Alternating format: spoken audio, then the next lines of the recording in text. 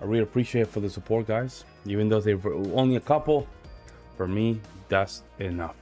That is enough. We're gonna react to Andrew Wilson versus forgot the name of this dude, man. He has a very weird name. Should have done my homework here. It's gonna be Daniel Haqiqatjou, I think his name is. We're gonna react here, guys. Again, make sure you subscribe to the channel if you haven't subscribed, share and like. If you see, I have a momentum jacket. This is basically, I used to sell solar panels back in New York City, door to door. Spent 10 to 12 hours knocking doors in New York City to just sell solar panels.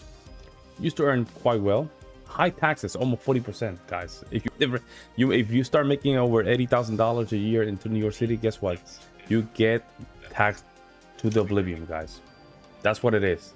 Whoever tells you difference is lying.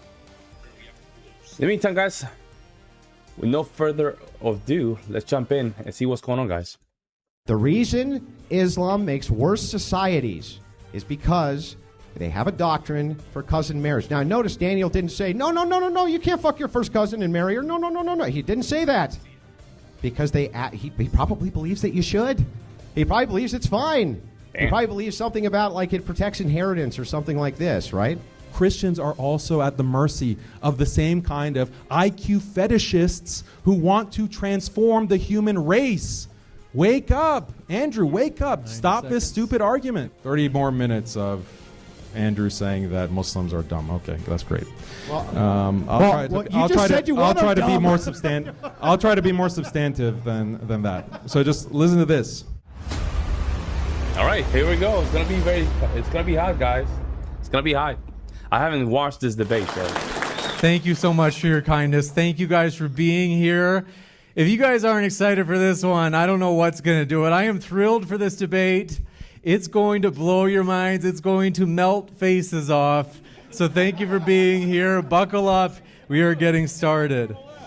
So, as you know, the debate is Christianity or Islam, which is best for society. Before we jump into that, though, what I want to do is introduce our sponsor who helps make this possible, as these events are very difficult to pull off. But we are proud to have as our sponsor Main First Project, as they, similar to modern day debate, care about free speech and fair debates. We're thrilled to have Zach. It's been a great time spending time with you today, I can tell you. If you guys, folks, reach out to Zach. Very cool guy, very fun to talk to. Zach, I want to say thank you for being our sponsor. Main First Project works on fighting for conservatism in New England and beyond. Thank you very much, Zach, for being with us tonight. I want you to share a little bit about... Yeah, shout out to Zach. Shout out to Zach, Here we go, Crucible Crew. Who's ready for this banger event? Let's go. We locked in, man. We locked in. We're ready for it, guys. There Let's we go, man. I'm loving this energy. Loving this energy. Now you have to listen to me for a second here. Okay, let's do it. So Main First Project, we're taking the fight to these leftists. Yes. Let's go. In a state where they're originating, they're the incubator for all these leftist policies throughout this country.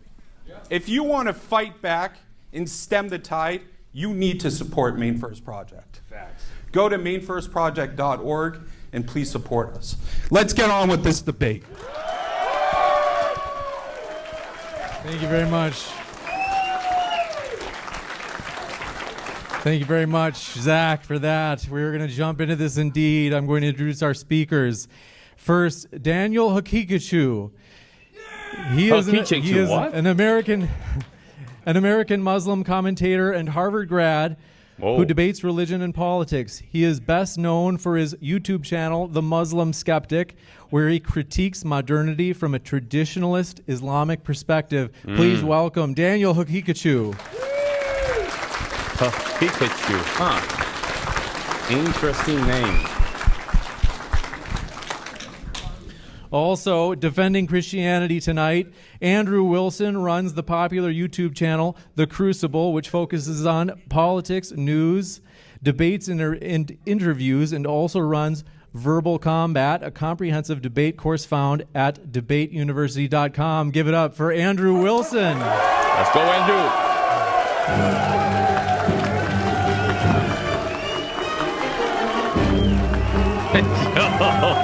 What's up with the music, man? Oh, let's go, man. We're going to step. That's a great song. We're going huh? to jump. A little Celtic there. We're going to jump right back. We're going to jump right into it with Andrew or with Daniel's opening statement. Daniel, the floor is all yours for your 15-minute opener. 15 minutes. Thanks for being with us. That's a lot. Can you hear me? Yes. Just 1 second. Let me set this up.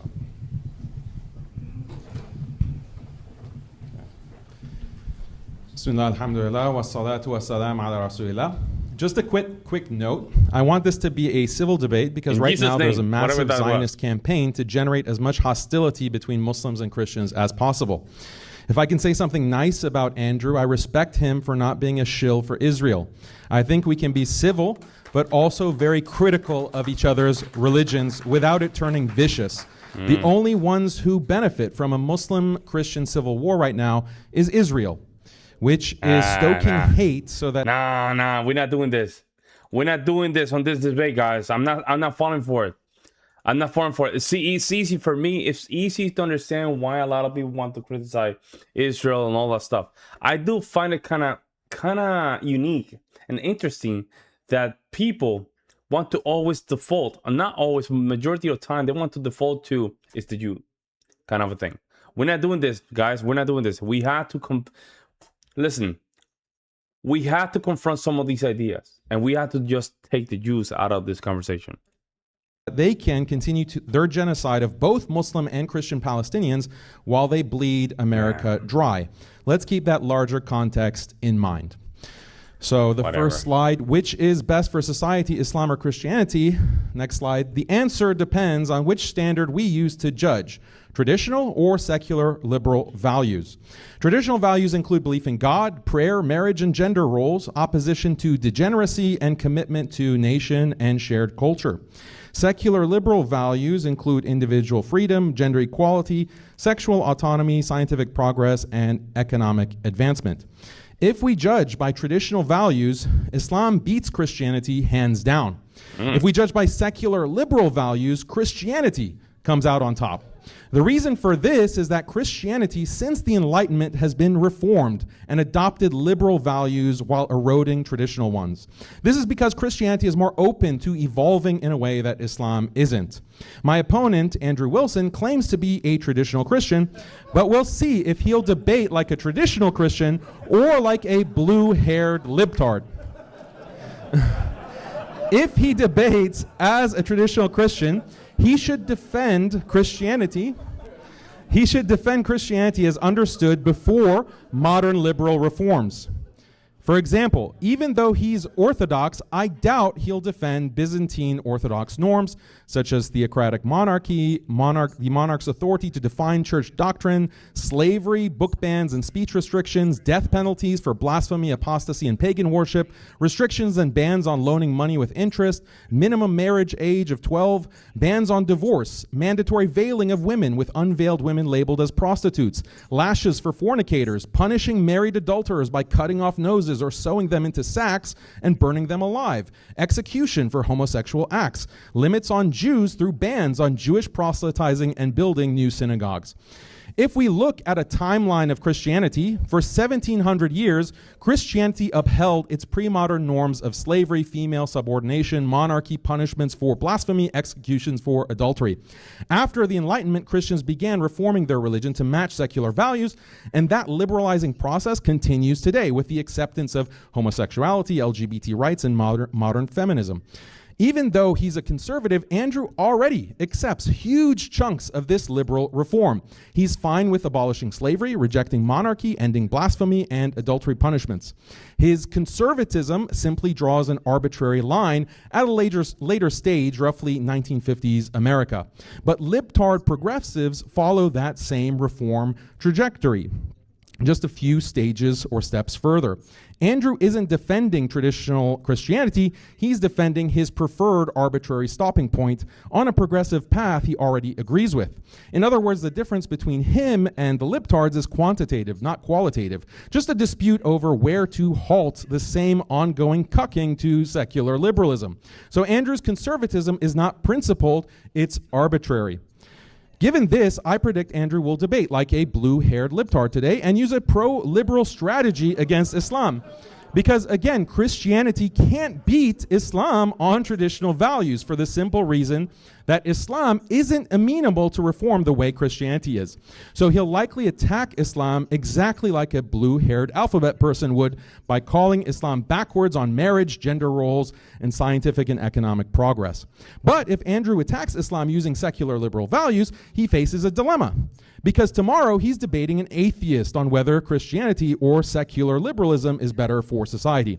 So any pro-liberal standard that Andrew uses to judge Islam today, tomorrow that same liberal standard can be used by his atheist opponent to judge Christianity. For example, if he says Christianity is better than Islam because it gives women more rights and promotes more scientific progress and health, the atheist can argue that secular liberalism does even more of those things. Andrew knows this, so against the atheist tomorrow, he'll likely revert back to a traditional Christian stance, highlighting issues like LGBT, incest, and low birth rates. I'm not singling out Andrew.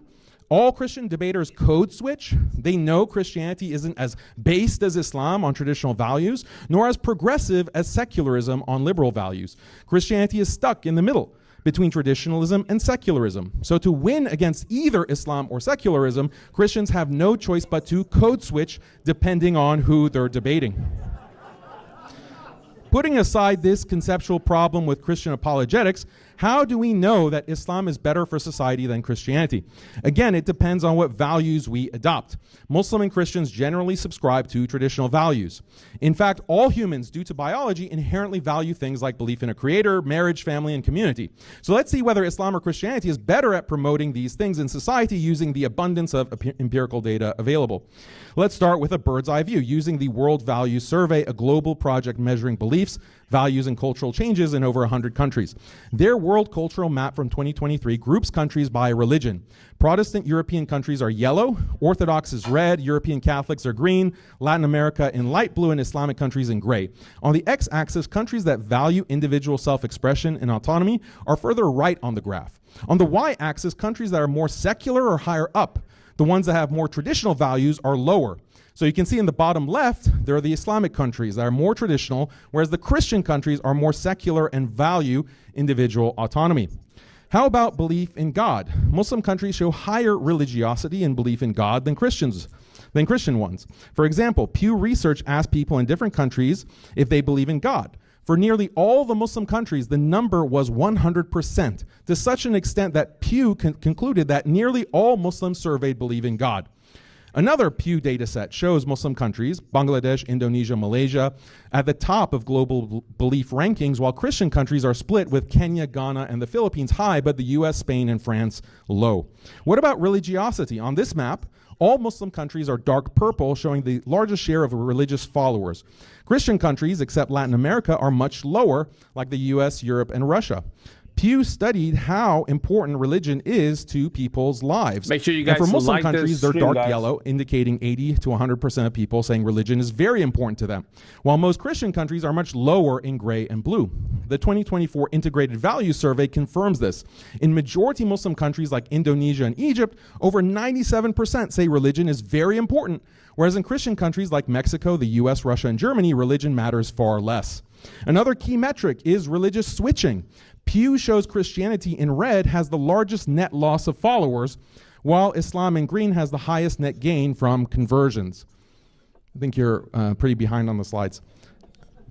Yeah, there it is. All right. Now let's look at family and gender roles. Muslim societies have higher rates of marriage than Christian societies. Notice how the percentage of married individuals of both Muslim women and men, indicated by the red and blue arrows, is higher than Christians, since Christians are more likely to delay or forego marriage. We can also look at divorce laws. Christian countries mostly allow no-fault divorce, while Muslim countries often have fault-based divorce or other limitations on women. When it comes to fertility, Pew Research shows that Muslims are at 2.9 globally, whereas Christians are at 2.6. And even when you break it down by region, Muslims in Europe, the Asia Pacific, and sub-Saharan Africa have more children than their Christian counterparts. Muslims also have the largest families by household size, at 6.4 members per household compared to 4.5 for Christians. Due to both higher birth rate and higher net conversions, Islam is the fastest growing religion projected to meet and exceed the Christian population in 25 to 50 years. How about sexual behaviors? Research in American Sociological Review show Muslims, due to religious conviction, are less likely to have premarital or extramarital sex than Christians. Some Christians might claim this is only due to self-reporting bias because Muslims are less likely to admit to engaging in these behaviors. But we can account for this by benchmarking against other variables like medical abortions and death rate from HIV/AIDS, which directly correlate with extramarital sex. Data shows abortion rates are highest in Christian regions, and death from AIDS are highest in Christian countries in Africa, Russia, and Latin America, but lowest in North Africa, the Middle East, and other Muslim regions. Regarding acceptance of homosexuality, Pew shows Christian countries are far more accepting, even after controlling for economic factors. Regarding attitudes towards gender equality, World Value Survey asks whether men make better leaders than women, do men have more of a right to a job than women, etc. They took the answers to these questions to create a grading system which shows that Muslims are far below Christians. Now, if we were a bunch of liberal simps, we would count this in favor of the Christians. But since we're all red-pilled, we recognize that the Muslim countries are based and the Christians are simping. Same when it comes to other gender equality metrics. Christian countries, whether in the West or Latin America, Russia, value gender equality more than Muslims. That's a bad thing for many reasons. Looking at other societal health metrics, research shows Christian countries have much higher rates of alcohol and drug abuse. Damn. Controlling for economic differences, Muslim countries have lower homicide rates than Christian countries. Stephen Fish's book, Are Muslims Distinctive?, shows per capita murder rates are significantly lower in Muslim countries. Female I don't know about those stats. I need to double check those stats. I don't know. I really need to double check those stats, because whatever the metrics is to just include homicide that we use in the United States cannot be used the same as these other countries, because we don't know if they really means the same thing. So I will be very careful with that. Homicide rates are also lower. Rates of rape and sexual violence are likewise lower in Muslim countries and highest in Christian countries. Multiple studies show that the suicide rate for Muslims is much lower than Christians. These stats show how Islam outperforms Christianity in upholding religion, marriage, family, and community, making Islam better for society. We can examine why Islam consistently excels in these areas. First, Muslims are much more attached to religion than Christians because Islam is more compelling and intuitive than Christianity. For example, monotheism is easier to grasp than the Trinity. Islam is also more historically preserved. Carbon dating confirms that the Quran Muslims read today traces to the Prophet Muhammad sallallahu alaihi wasallam. By contrast, the Bible has evolved through layers of editing and reflects the theology of Paul far more than the teachings of Jesus. Islam also better preserves traditional life and family through a clear, comprehensive system of Sharia.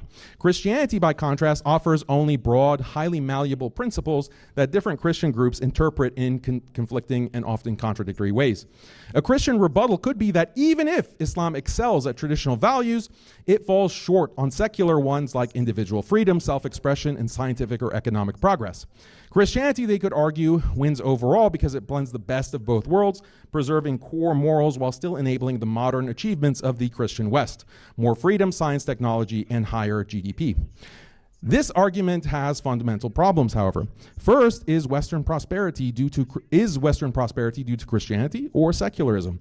For example, how much of Western greatness comes from pre-Christian traditions like Greece and Rome?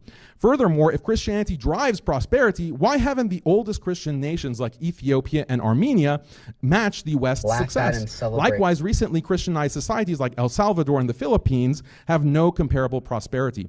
Finally, why do more devoutly Christian societies have higher poverty and violent crime than more secularized Christian ones? Therefore, it's far from clear that Christianity is the secret sauce to scientific and economic progress. But there's a deeper problem. Mixing traditional and secular values never works. It's like mixing paint and paint thinner. Whenever societies try to combine traditional and secular values, traditional values get abandoned. This is actually what has happened in the West, which was deeply Christian 200 years ago, but now has become the center of atheism and secular decay. This didn't happen overnight. This happened because Christians 150 years ago tried to mix traditional Christianity with the secular idea of progress. This happens because traditional values are based on duties. Preserving religion requires imposing duties on people to worship. Preserving family requires imposing duties limiting sexual freedom and providing care for children and the elderly. Preserving a nation requires duties to uphold shared norms, honor national symbols, or limit immigration. So preserving traditional values necessitates all these duties. The problem is duties are hard work requiring personal sacrifice. Because of this, duties necessarily restrict individual liberties while also generating inequality and discrimination. This is a problem for secular liberalism, which strives to free people burdened by duties. So the secular liberal system gradually eliminates duties to maximize individual freedom. This is done through two means: moral progress and scientific progress. Moral progress means, for example, liberating women by telling them they don't have a moral duty to serve their husbands. Scientific progress means inventing AI companies for the elderly so that little Bobby doesn't have to spend time talking to grandpa. Usually we think of progress as a good thing, but clearly progress can seriously damage society, because if you get rid of duties... Well, it just all depends how you see it, right? I think AI can be a progress and it can be a no progress, right? Because that means that people can just rely too much in artificial intelligence to just do certain researches instead of themselves doing the research. But at the same time, there's progress, because if we can just have AI do some of this hard work for robots, which does requires a high amount of movement and information just to make a simple task. If AI can help with that, and not only help with that, but to help our seniors, that's a win. Weaken institutions of religion, family, and nation. The decay has been ongoing in the West since the 18th century, when liberal ideology kick-started moral and scientific progress. Consequently, yes, the West has the highest GDP, but religion, family, and nation are weak, and people live as atomized individuals pursuing endless pleasure through tech-driven consumption. If you watch tech elites shaping Western society, you'll notice their transhumanist vision, Neuralink AI, etc. This is the logical endpoint of unchecked moral and scientific progress. The question is, which religion can stop this? Christianity has already adopted liberal secularism, and reformed itself by those standards. Even the most conservative Christians, like Andrew, won't take the radical steps needed to turn back the clock 200 years and stop the inevitable transhumanist future. The most radical thing that Andrew calls for is banning OnlyFans, maybe putting Christians in charge of America's government so that they can ban abortion, trans kids, and introduce public prayer. This won't stop, this won't slow down, let alone stop the freight train speeding humanity toward destruction. Islam, by contrast, offers the Sharia comprehensive moral and legal, a comprehensive moral and legal framework that governs every dimension of life, individual conduct, family structure, community obligations, and social order. It does not merely tweak the secular liberal system, it represents a fundamentally different paradigm, and because Islam preserves a duty-based morality rather than dissolving it, it retains the internal resources to resist the liberal atomization and technological dehumanization. Okay, whatever. Thank you very much for that opening from Daniel. That was okay. That was okay. You know, this is only an opening statement. This is just only a, basically the foundation for the debates. I've got the timer set for you, Andrew, on your first word. Good job, man. Yeah, see? The fun thing about debate is you get to actually get in the mind of your opponent. What? What happened? Damn. Oh. The fun thing about debate is you get to actually get in the mind of your opponent. You get to study and dissect the things that they say and believe. After watching Daniel for hours, a few things became obvious. The first, he's a far better Muslim apologist than I am a Christian apologist, that's for sure. But he's far weaker on politics than myself and the nature of the world. Oh. The second is that he's an above-average debater, but he ain't quite God tier. See, if I were Daniel and fighting from his worldview, I'd point out Christianity is fractured and weak, that Christianity is totally incapable of fighting back against the degeneracy of our time. Its impotence has led to social categories of degeneracy at levels nobody could have predicted, especially with the advent of the internet. I would point out Muslim societies don't work that way, that Muslims have feminism and degens under control, that everything in modern-day Christians in the West are fighting for against degeneracy, Islam has already achieved in their lands. That's what I would do if I were Daniel. When talking about which is better for society, Islam or Christianity, this becomes a powerful argument. But I'd go a step further if I were Daniel. I'd also say my opponent will argue like an atheist progressive that Andrew Wilson, the guy who promotes anti-feminist and egalitarian doctrine, is going to sit up here and act like an egalitarian progressive and cry about Islam being mean to the women and cry about Islam not being very nice to the gays. Well, you were fucking wrong. Oh. Sadly for Daniel, while this tactic would normally be effective against a sewing circle Christian, I'm not part of that cast, sir. Now, let me get into my argument for why Christianity makes better societies than Islam, and it's pretty simple. Islamic societies breed an inbred population. Next slide, please. Muslim inbreeding has been occurring. I don't think people understand why some Americans, or people here, I don't know if they're Americans or not, but you know why people are applauding? Do you guys have any idea why? It's because this is something that we know for years. These kind of practices, and we even know it now with more data with the Western countries that follow data. London has a problem with the Pakistanis. I think Pakistan tend to have a 70% inbred relationship. It's very well known. Might be wrong. You guys can let me in the comment section below. But this is the reason they're applauding is because even though it is a common practice and people know it, because of censorship in the last couple of years, we were not able to just put that information out there because we were always shut it down. At a high rate for about 1,400 years since the early Islamic period, encompassing most of the land still occupied by Islam today. It spread from the 8th to the 15th century, moved into Persia, North Africa, South Asia, where it remains and has created some of the dumbest fucking human beings on planet Earth. The most common type of inbreeding is first cousin marriage. Yeah. The rates of first cousin marriage in comparison to Christian nations is staggeringly high, even in comparison to regions occupied by Arab Christians. When a nation has both Christians and Muslims, Muslims are often double or higher than Christians. Example, India, Lebanon. Next slide, please. Muslim inbreeding. Oh, sorry. Sorry about that. Pakistan at 65%. Yeah, see, I told you. 65%. Yeah. Meaning, more likely than not, you're having sex with your cousin, and if you're not, you're the weird one. Okay? That's crazy. For the low IQ members of MDD, that means these people are more likely than not having sex with their aunts or uncles' children. Wow. Saudi Arabia, 50 to 58%, with an average 76 IQ. Who would have thunk it? UAE, 54%, 82 IQ. The crown jewel of the Arab world, you are more likely than not to be banging your first cousin. Iran, 40%, 80 IQ. Yemen, 45%, 62.9 IQ. Qatar, 30%, Man, 80.8. do people really realize these numbers? I mean, culture can shape some of these numbers, don't get me wrong, but do you guys even realize what these numbers mean? That means 70 is, art level. 70 is art level. And then you have to question whether or not you can have a society with the art level. Of course, we have evidence in some countries that they do have some kind of society. Like Nepal is a good example. I think they have one of the lowest IQ in the entire world. I think 42, 45. Correct me if I'm wrong in the comment section below on the chat. But below 70, you're really pushing it, guys. You're really pushing it. An example, Dominican Republic in Puerto Rico. I think Puerto Rico is higher. It's 85. Because there's a problem with this, with how they take their tests and whatever. It's still a majority state that speaks Spanish, but then their tests are in English, so it doesn't translate good.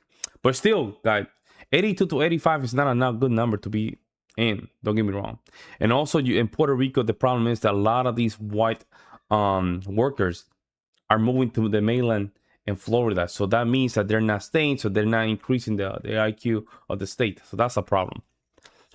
But a similar country, a similar place, a Dominican Republic, has the very similar IQ. And bro, some of these places, they do look kind of Africa-ish. Santo Domingo look like an Africa. I'm telling you. I reacted to this because some my cousin was telling me, no, Dominican Republic, bro, these people are killing it. I'm like, okay, let me react to this. Happens to be, I'm like, bro, these people are behind as hell, man. And you can notice, like, trash is one thing, how organized their society is, their clothes, their way of behaving, all these stuff do come in handy when it comes down to IQ, guys. So yeah, if you're below 70, you're really, really pushing it. IQ. Now, we're going to continue, right? Oman, 36%, 78. Syria, 39%, 74 IQ. Turkey, 25%, 86 IQ. Wow. Jordan, 32%, 80 IQ. Egypt, 32%, 76 IQ. It goes on and on and on, and it just never gets better. And 90, you should be a 90. 90% should be like the lowest, man. 90, to just have a very good country, 90. Next slide, please. Thank you. Compared to Christian countries, let's take a look. Usually less than 1%. Now, I wonder why Christians build better societies, ladies and gentlemen. Now, let's keep going. We want to pull up the slide here, moving right along. As countries become more Christian, inbreeding declines. Right? We can see this from church intervention in Spain, 20 to 30% post-Reconquista. Catholic Church banned cousin marriages for commoners. Papal dispensations sold for royals. Italy, similar high rates in the medieval period. The church enforced bans over the century. France, high medieval. Canon law prohibited marriage within 4 degrees of relation. Modern Western Europe, it's not just the cultural norm, but let me tell you exactly how much of a cultural norm it is. Even in European nations where marrying your first cousin is legal, they don't do it because of the ecclesiology. Yeah. Isn't that wild? Africa shows the more Christians and less Muslim the societies become, the better they do. Let's just take a look at Nigeria. Okay, we can go down the list here. 50% Nigeria, 20 to 30% first cousin marriage. Isn't that crazy? Now let's move right on down. You can see South Africa, Muslim 1.5%, very low on to negligible in the national prevalence of cousin fucking. Whew. You can look at the list. It's pretty comprehensive. We can continue to go, right? The bottom 20 least productive sub-Saharan African countries. Wouldn't you know it? They're all Muslim. Damn. 99% Muslim in Somalia. Very high. 60% first cousins. Anybody ever hear a joke about Somalian IQ? Damn, let's look over at Niger. 99% Muslim. 60% cousin marriage. First cousin marriage. And guys, you don't have to go that far away. We have a problem. We used to have a problem in the southern states, very southern state, in the Appalachian regions. Now, West Virginia, even Virginia, a lot of these Tennessee, Appalachian, Kentucky, in the South, there were some problems back then, man. And, we used to make fun of them. And we still make fun of them. It's not a good practice, guys.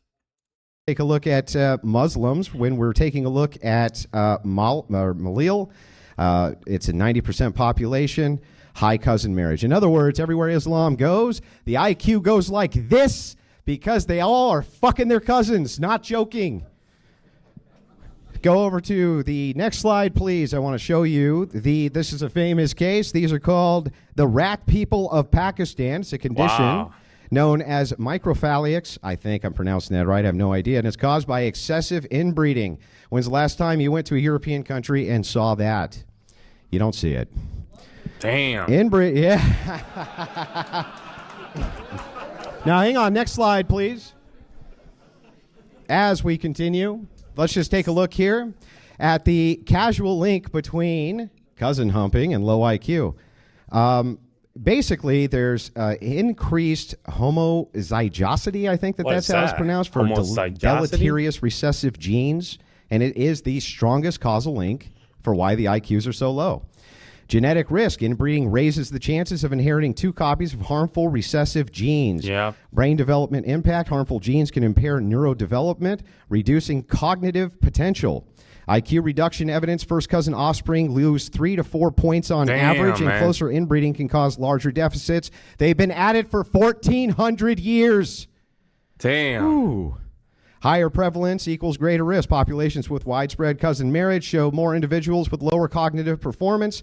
Generational compounding over successful generations. Harmful genes accumulate. One of the big Muslim copes you'll hear from Daniel tonight. Well, it's only 1.5% for genetic problems for normal people who aren't having sex with their first cousin.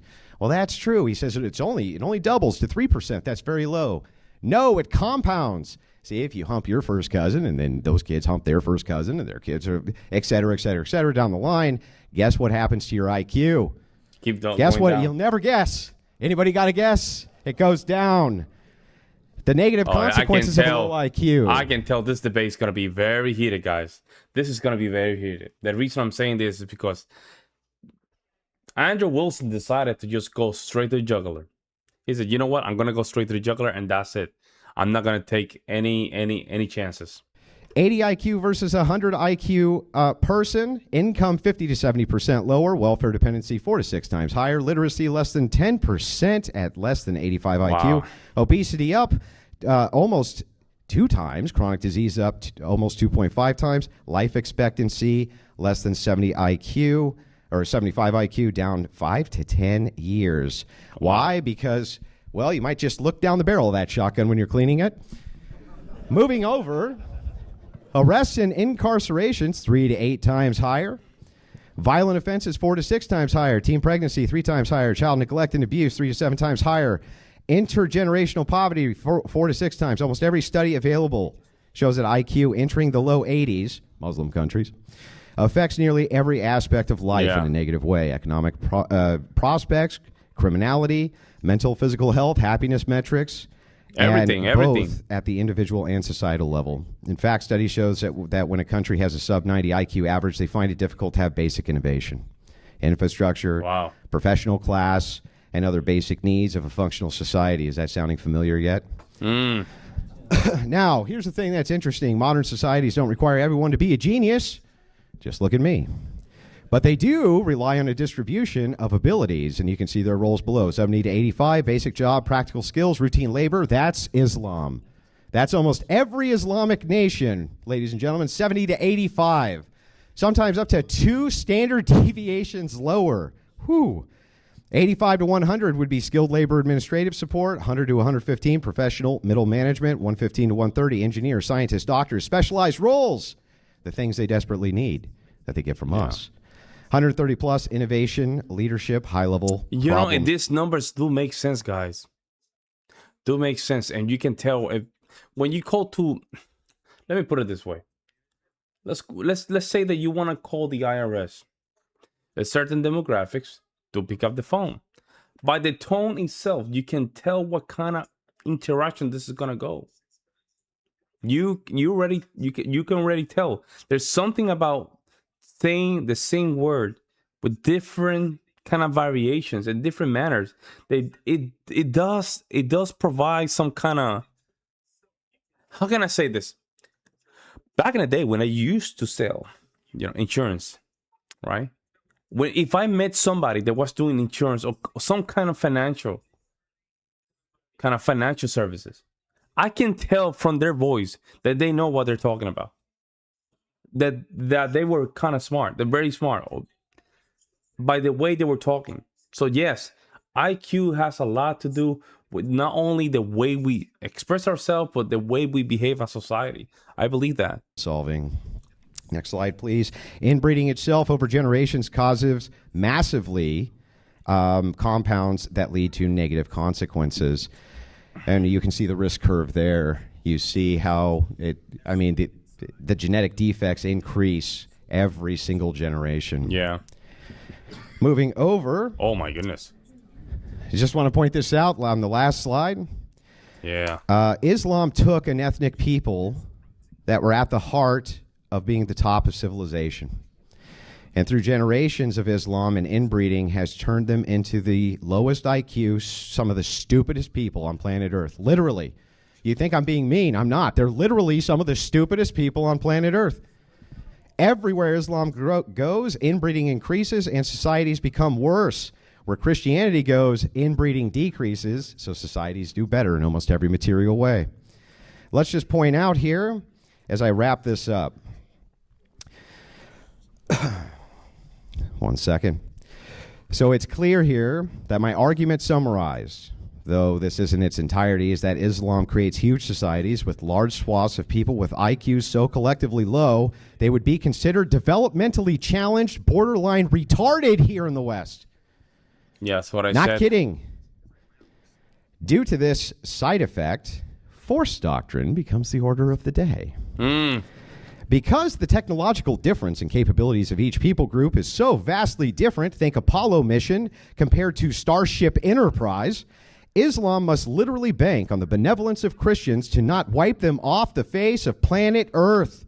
Damn. They are basically, the feminists of the East, totally reliant on the goodwill and benevolence of global Christianity, not to just not exterminate them. Damn. Okay? Whoa.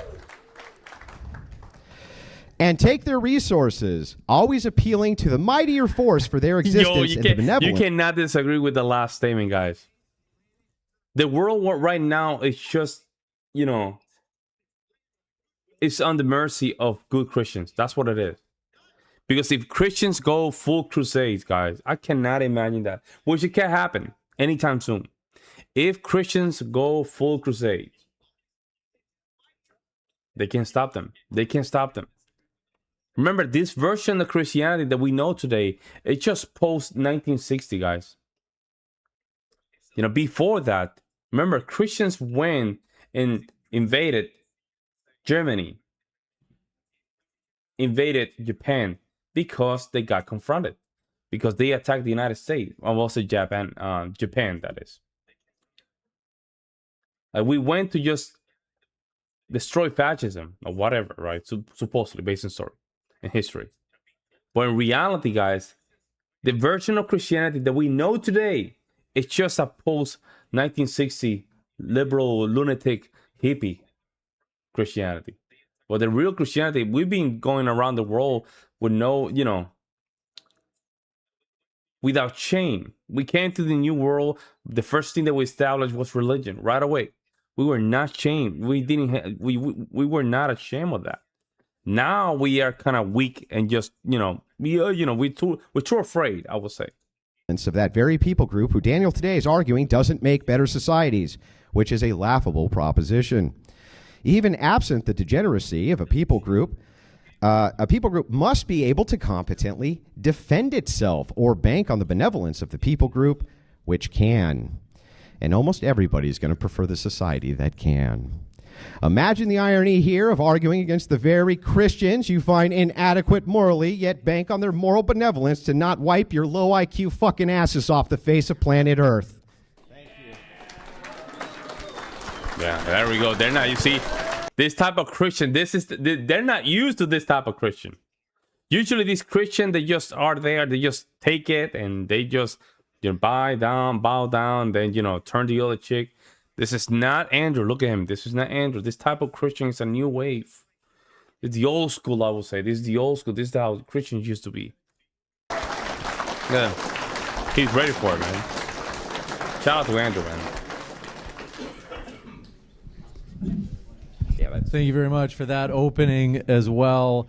I wanted to take a moment to say thank you to our friends at Maine First Project for sponsoring debate. Applies just as much IQ. Secular atheist when you debate success. Hold on. First with Daniel, the floor is all yours. All right, let's see what Daniel had to say. This falls exactly into what I predicted. You argued like a libtard. This falls into exactly what I predicted. You argued like a libtard. How? You're saying that success is on the basis of IQ. Well, how are you going to argue tomorrow when you debate with an atheist that Christian IQ is higher than secular atheist IQ? In fact, the atheist IQ is much higher than Christian IQ. So your entire standard for judging Islam applies just as much to Christianity. And tomorrow when you're debating the atheist, you'll have to concede that your Christian religion is associated or correlated with lower IQ. Therefore, atheism or secularism is better for society because it raises IQ. So that's one point. Point number 2, where in the Bible does it restrict cousin marriage? This, as you acknowledged, is a later papal decree. It was not a part of Jesus' teachings. Jesus didn't come out and say, hey, if you want to have a successful society... Those of you in the audience, I do want to ask you to keep it down so we can hear the speaker. Yeah, shut up, man. Jesus didn't say, oh, hey, if you want success and you want to have a prosperous society, you shouldn't marry your cousin. Jesus never had this apparently essential Christian teaching that is the key to success on earth. That's your whole argument against Islam, and it's found nowhere in Jesus' teachings. It's found nowhere in the early church fathers' teachings. This is something that came later. And also, when it was decreed that cousin marriage is considered to be incest, it wasn't on the basis of IQ. This is something that you have adopted from who? From atheists, from secularists, from those who are doing secular science to discover these medical problems or IQ levels. So your entire standard for judging Islam is not a Christian standard, it's not a biblical standard, it's not an Orthodox church standard. This is coming only from atheists, from atheistic science. Second of all, if IQ is such end-all, be-all, Christian societies, if you bring up a country list of countries by IQ, many Christian countries are on the bottom there. I don't know if you consider them to be true Christians because they're not white, but they're also at 80 IQ, 70 IQ. Look at sub-Saharan Africa, look at Latin America, look at the Philippines. It's also comparable with Muslim countries. Do you consider them to be Christians or not? Also, go back to the Middle Ages. IQ was much lower in the Middle Ages in Christian societies. Why that has changed is because of the Flynn effect. IQ has increased globally over the world, across the world, because of the Flynn effect. So if you have a problem, again, with lower IQ, look at medieval or Middle Age Christian societies. And also, here's another big problem. IQ is also linked with race. So if you want to prioritize high IQ, you should discourage interbreeding between races. Why should higher average IQ from Asians or whites or Jews or whatever race that has a higher average IQ, Christianity encourages or allows interbreeding between the races? That will result in a lower IQ. So you should be against that because that's going to, over time, lower the average IQ of society. So that... Yeah, but at the same time, just what we're trying to do... Okay, but how can I say this? Weirdly, yes, but not quite, because when you're having two genes that are not from the same bucket, right? From the same bucket, you're diminishing the inbred results, which is just very small head and all that stuff. Even though you're saying they might have, you know, let's say I'm just making an example here. Let's say a Korean lady marry guy from the Congo. Yes, you can make the argument, but at the same time, that little Korean mixed with African guy can get the genes of the Korean. And that can be modified. That can be modified with culture, guys. That can be modified with culture. See, back then, why we have a lot of scientists that were, you know, from Black Americans. A lot of Black Americans were doctors. A lot of Black Americans were, you know, scientists. A lot of Black Americans were composer, handwritten composer, by the way. We have very good Black Americans back then. It's because the culture forced them to do so. The culture was back then, you need to study to become somebody. And that way you have to just make a lot of exercise in that mind to become somebody, right? It's now that we're in a position where we just drop all that stuff out of the window and then we just only enabling very low IQ behaviors such as bad music, bad food, not reading. You know, these communities tend to just push away the nerd culture, the intelligence. It's not even provided by the culture. So there's a lot of things here that can be a little bit different. That should be something that you need to oppose to be consistent. Interracial marriage or interracial breeding should be contrary to your point or contrary to your position. Also... Yeah, I mean, I'm just shocked that your entire argument about why Christianity is better than Islam is a cousin marriage argument. That's like shocking. It's not shocking. You haven't debunked it yet. It just works so far against you. So... if IQ is the end all be all.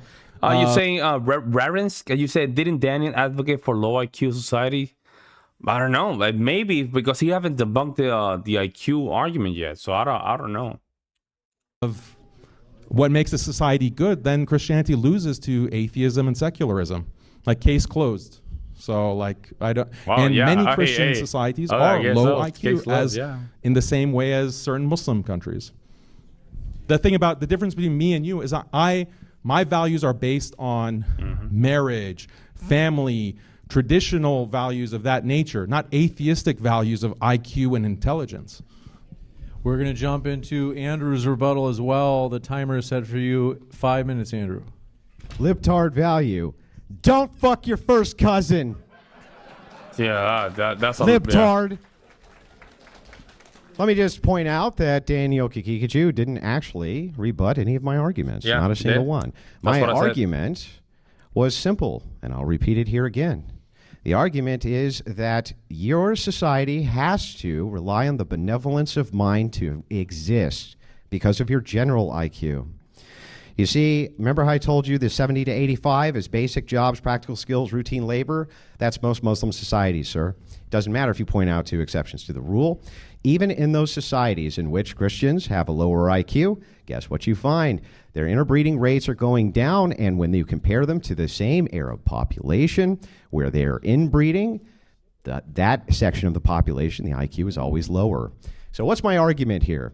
My argument is that Christian societies are better because they lower inbreeding, which collectively takes your IQ so far down the rabbit trail that you end up having to beg the higher IQ individuals for protection from them.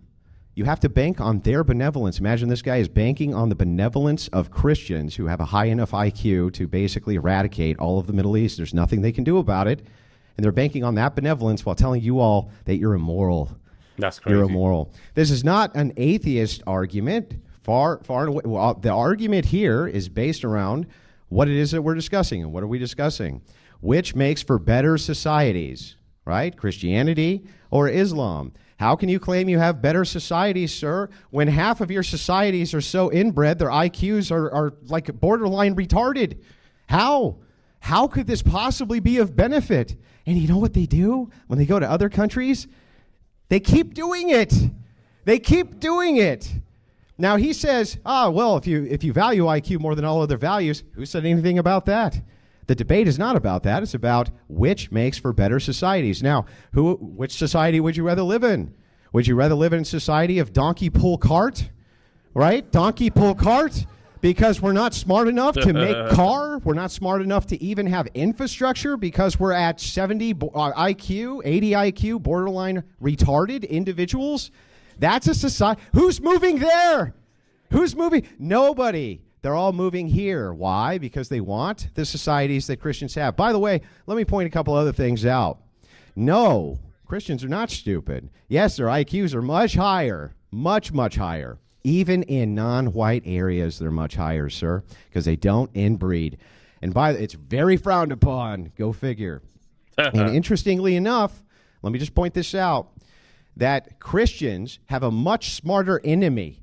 Much smarter enemy. You're right. They do have a high IQ. You need high IQ people to combat that with these values. Islam can make no inroads. They don't have the technology. They can't mount an invasion. They can't even make a fucking power plant. Right? How are they going to do that? Daniel, what's your big plan? His big plan is to bank on the fact that there's enough suicidal empathy in the West to keep on importing Muslims. That's about it. That's it. That could be his only plan. These people can't make armies. That requires massive organization and mobilization. You think that these people could ever attack the West? That's a laughable prospect. He started with Zionism. He has 10 million Jews in his backyard. They can't do shit about it.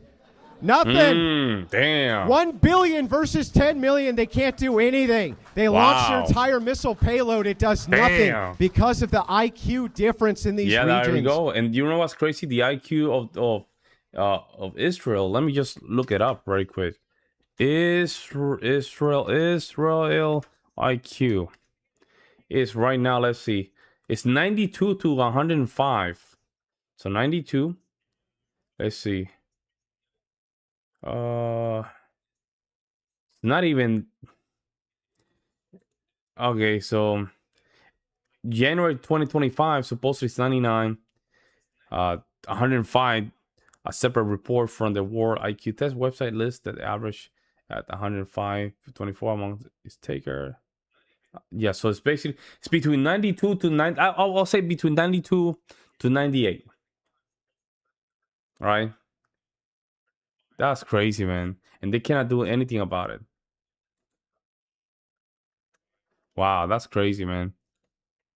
The IQ difference is so wide that if they even tried to collectivize, it would still be done, and they know it. And they can't collectivize anyway because it requires a high enough IQ to follow orders. Okay? So I don't. And it's true. What he's saying is true. Even during the Civil War, we struggled with some of the slaves that were here, just trying to get some order. We struggled. And even Che Guevara, when he was trying to fight some of the guerrillas in Africa, in his diary, he showed the frustration with some of the locals and the native from some of these African countries. He showed the frustration some of these folks couldn't follow orders. My argument basically is very simple. You have to have a high enough IQ to have a society to begin with. Christians make it by lowering everywhere they go. You fucking your family members. My God. Back to you, Daniel. Damn, he got destroyed there. It's hard going against that point, knowing that your population probably practices such thing. It's hard. With that, we have 60 minutes of open dialogue, though. The open dialogue is broken into 90-second segments, just to be sure there's no interruptions. Daniel, we're ready for you for your first 90 seconds. Sure. So he said that I didn't address his argument that Muslims rely on Christian benevolence because Christians have such high IQ that they could just technologically eliminate Muslims whenever they wanted. Well, Christians are at the mercy of atheists. Christians are at the mercy of higher IQ atheists. Christians are at the mercy of higher IQ Ashkenazi Jews. Yeah, you're right. Ravensk 2162. Andrew's a very good debater too. Yeah, that's one thing about Andrew. He knows how to put all these ideas together and just putting them in a nice silver platter. Don't get me wrong. He's very good at it. Christians are at the mercy of China and Asia. If you want to make a might makes right argument, then we're in the same boat, buddy. Muslims and Christians are closer together in the same boat compared to these other groups. So this is a self-defeating argument. Also, AI. AI is going to eliminate this so-called advantage of IQ. AI is making it irrelevant. I don't know why you're laughing. AI is going to eliminate a biological IQ difference between different races, between different religions, between different countries. So that's a big problem for this kind of IQ argument. You're talking about people moving to the higher IQ West. Well, you have Christians from Latin America migrating en masse in the millions, 10 million over the past 5 years, coming into the United States. They're coming from Christian countries to the U.S. So you think that they're coming because it's a Christian country, or is it because of economic opportunity? And many people actually prefer to live in these countries. You have people in the U.S. being passport pros and living in South America because they're tired of this shithole United States, unfortunately, what it's become, despite the high IQ. 90 seconds. Why is that, Andrew? Explain it. Switch over to Andrew. I want to remind you folks, please do self-regulate so that we don't have difficulty hearing. Man, I should have gone here, man. With that, Andrew, the floor is yours. Next time sure. I will go. Yeah, you can make that argument. There are some high IQ Christian nations that move to even higher IQ Christian nations, but none of them move to Muslim nations. You're not getting anybody to move over there, Daniel, because you don't have civilization. That's a good argument. See, he's very good at that stuff. I was not even thinking about that, man. He just basically threw it back at him. He's very good at it. You can't create civilizations. He says AI is going to come along and solve it all. You got to be smart enough to use the AI, Daniel. You have to be smart enough to use the AI. Remember, 70 to 85. That's your societies. 70 to 85. Basic jobs, practical skill, routine labor. Yeah. Doesn't sound like a bunch of automation, robot building, AI savvy individuals to me, Daniel. He points out the ideas of IQ. Remember, we have to have a basic minimum for civilization, about 98 to 100 to 115. They don't have it. That's the distinction. Yeah, tomorrow be too late. You're right. Who's moving to the Islamic countries? They're so great. The only one I can think of right now is Saudi Arabia. And a lot of people that move there, it's not even moving there to stay there. It's just for economical reason to change their banks or move their money to their system. But they're not living there. In our civilizations. And it's because of one value. Christians outlaw screwing your own family members. That's it. Simple. They outlaw it. It's no good. And even in places where it's legal, we must be adhering to the ecclesiology here, Daniel, because where it's legal, people still ain't banging their cousins. That's your societies, the ones that you build. And what you have built is a collective of some of the dumbest people on planet Earth who are at the mercy of Christians. And don't try to cope and say, no, they're at the mercy of the atheists. Give me a break. Everybody is at the mercy right now of Western nations and Western Christians, which are in them. And that includes Eastern Europe, by the way. So this is all cope. He hasn't refuted any of the arguments. How can he possibly say these low IQ societies which Islam creates are better than the ones Christians do on this one principle? I want to hear it. Go ahead, Daniel. Yeah, so you don't need to know how AI works to be able to operate it. That's why it's a evening of the playing field. I don't know if anyone here has used AI, but you don't actually need to know how to program AI to be able to use it. This is something that is very obvious, how AI is going to make IQ differences really irrelevant in the future. And this is what all of the... How is that even an argument? Even if you put it into practice, in order for you to even create an AI, you need to create some kind of intelligence and understand the programming to create an AI that can even help your society. I mean, I'm not an AI expert, nonetheless, but at least I can recognize that even though artificial intelligence is here, you have to know their nature. And their nature requires some people that are just basically focused on this stuff, guys. If you use ChatGPT or Grok or Gemini, all these kind of AI programs, you can identify their defect very quick if you use them for quite a while.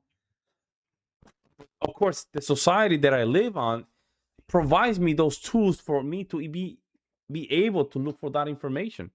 What about these societies that are not even above 70 IQ? It's crazy.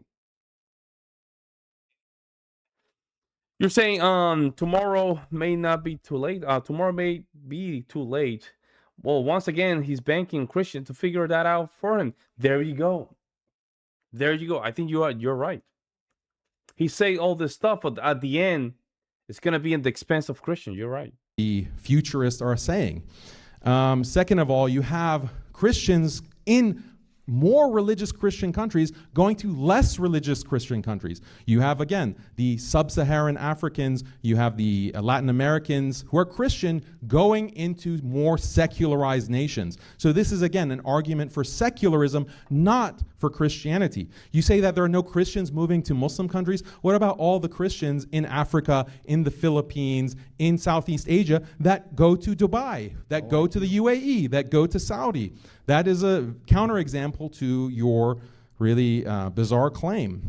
You also, again, look at what makes a society great. I think that's the overarching point that is so hard to believe that a Christian would make this argument.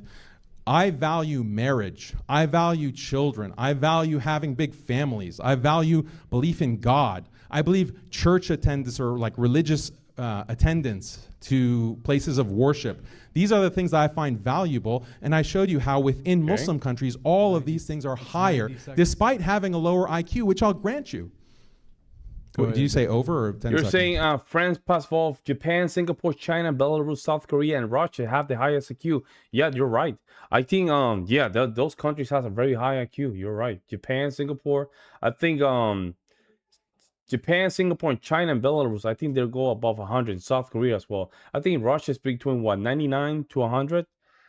Yeah, so that's pretty much, you're right. No, you're good. That was 90 seconds. Go ahead, Andrew. Yeah, so this is really funny. Imagine the irony of saying this. Well, Christians are moving to more secular countries. So are Muslims. Well, what are you talking about? The mass migration. No one's bitching about the mass migration of the Christians. Throwing right? it back at their enemy. He's very good at it. Now are they Opponent, to Christian nations? They're bitching about it the other way around. Really interesting, too. He still hasn't refuted the argument. Notice he does everything we get in the. He says, we really value marriage to our first cousins. To our first cousins, we think it's I'm great. telling you, it's Andrew fantastic. Wilson is very good. We really value it. It's like, no, that's not a value of mine, sir, and I don't think that that's secular to say. It's not a value of Christians do not want to have sex with their family members. And by the way, can you please explain, even though I've asked you many times, how it could be possible, sir, that you create better societies than Christians where everywhere Christians go based on their ecclesiology, their ecclesiastic authority, and the fact that they're Christians, inbreeding goes down, making sure that the IQ at least sits somewhere around can function. Can you please, for the love of all that is good, I don't even care if you Google it at this point, just contend with the argument. How are you making a better society with inbreeding and your Muslim values, which over 1,400 years have produced the dumbest societies on planet Earth? Wait, let me ask the audience a question here. Oh, sorry. Let me ask the audience a question. Appeal to the audience. Are there electric cars being developed in Latin America? Are there new AI technologies being developed in Brazil and Argentina? Yeah, they are, but they're not being developed at the same rate. And of course, we have to admit there's some demographics differences in a lot of these places. Again, you're going to find in a lot of these places mostly the same demographic building a lot of these technologies, guys. I'm just saying it how it is. A lot of the same kind of demographic, they're building the same technology. Are they being developed in sub-Saharan Africa, these Christian countries? Because they don't have cousin marriage, do they, Andrew? So why aren't they developing all of these technologies, these amazing technologies, AI, nuclear weapons, fighter jets? I didn't see Brazil or Honduras producing any fighter jets, Andrew. Is it because they don't have cousin marriage? Why? They should be having this brain-blasting IQ in all these Christian countries. Why is that not the case? If Christianity is the secret sauce, Andrew, then tell me why these countries don't have those technologies. Explain it. Because the reason, I'll give you a spoiler alert, because it's not Christianity. It's not Christianity and cousin marriage that causes this discrepancy. And if you're so high IQ in the United States, how are you not able to figure out birth rate, fertility rate? Why are these countries going extinct? Why is Europe going extinct? Why is Christianity? Hey, I have to give Daniel a good point. I know where he's going with this, guys. We all know where he's going with this. He wants to go to the demographic conversation, but I don't think I'm just gonna let us slack. Franz Peskov is saying Daniel's Pikachu. I'm gonna call it Pikachu. I don't know how to read his name. Daniel Pikachu isn't a bad person, to be fair. He's for closed borders.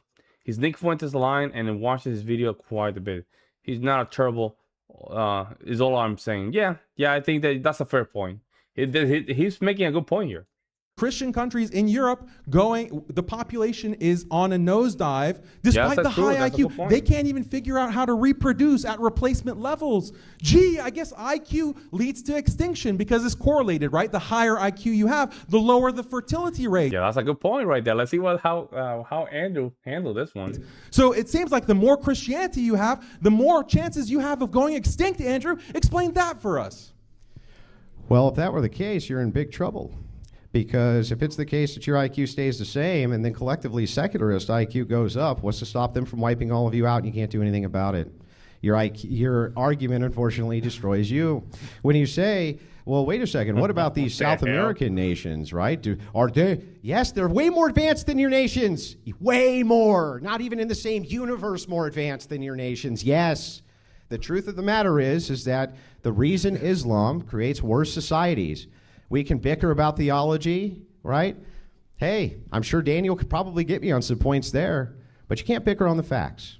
And he hasn't contended with the argument still. He's asked me a bunch of questions. Did you actually hear an argument, anybody?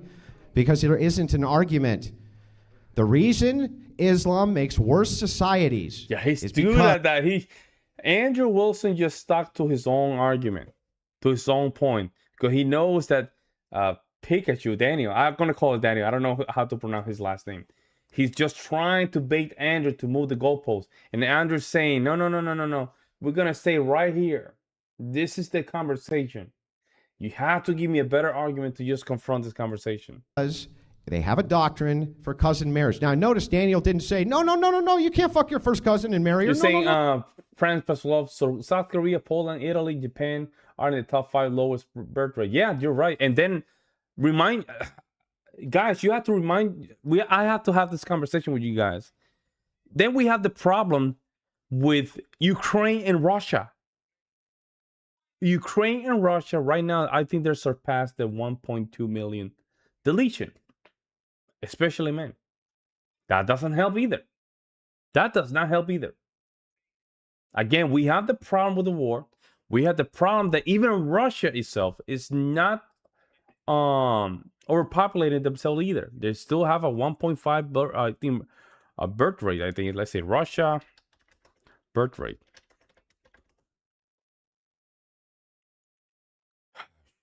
1.4 to 2.1. No, 1.4, and they need 2.1. 1.4 per woman. So there you have it. Yeah, he didn't say that because he probably believes that you should. Really? France Paskov, you're saying Russia and Vietnam have the highest abortion rate? Really, Russia?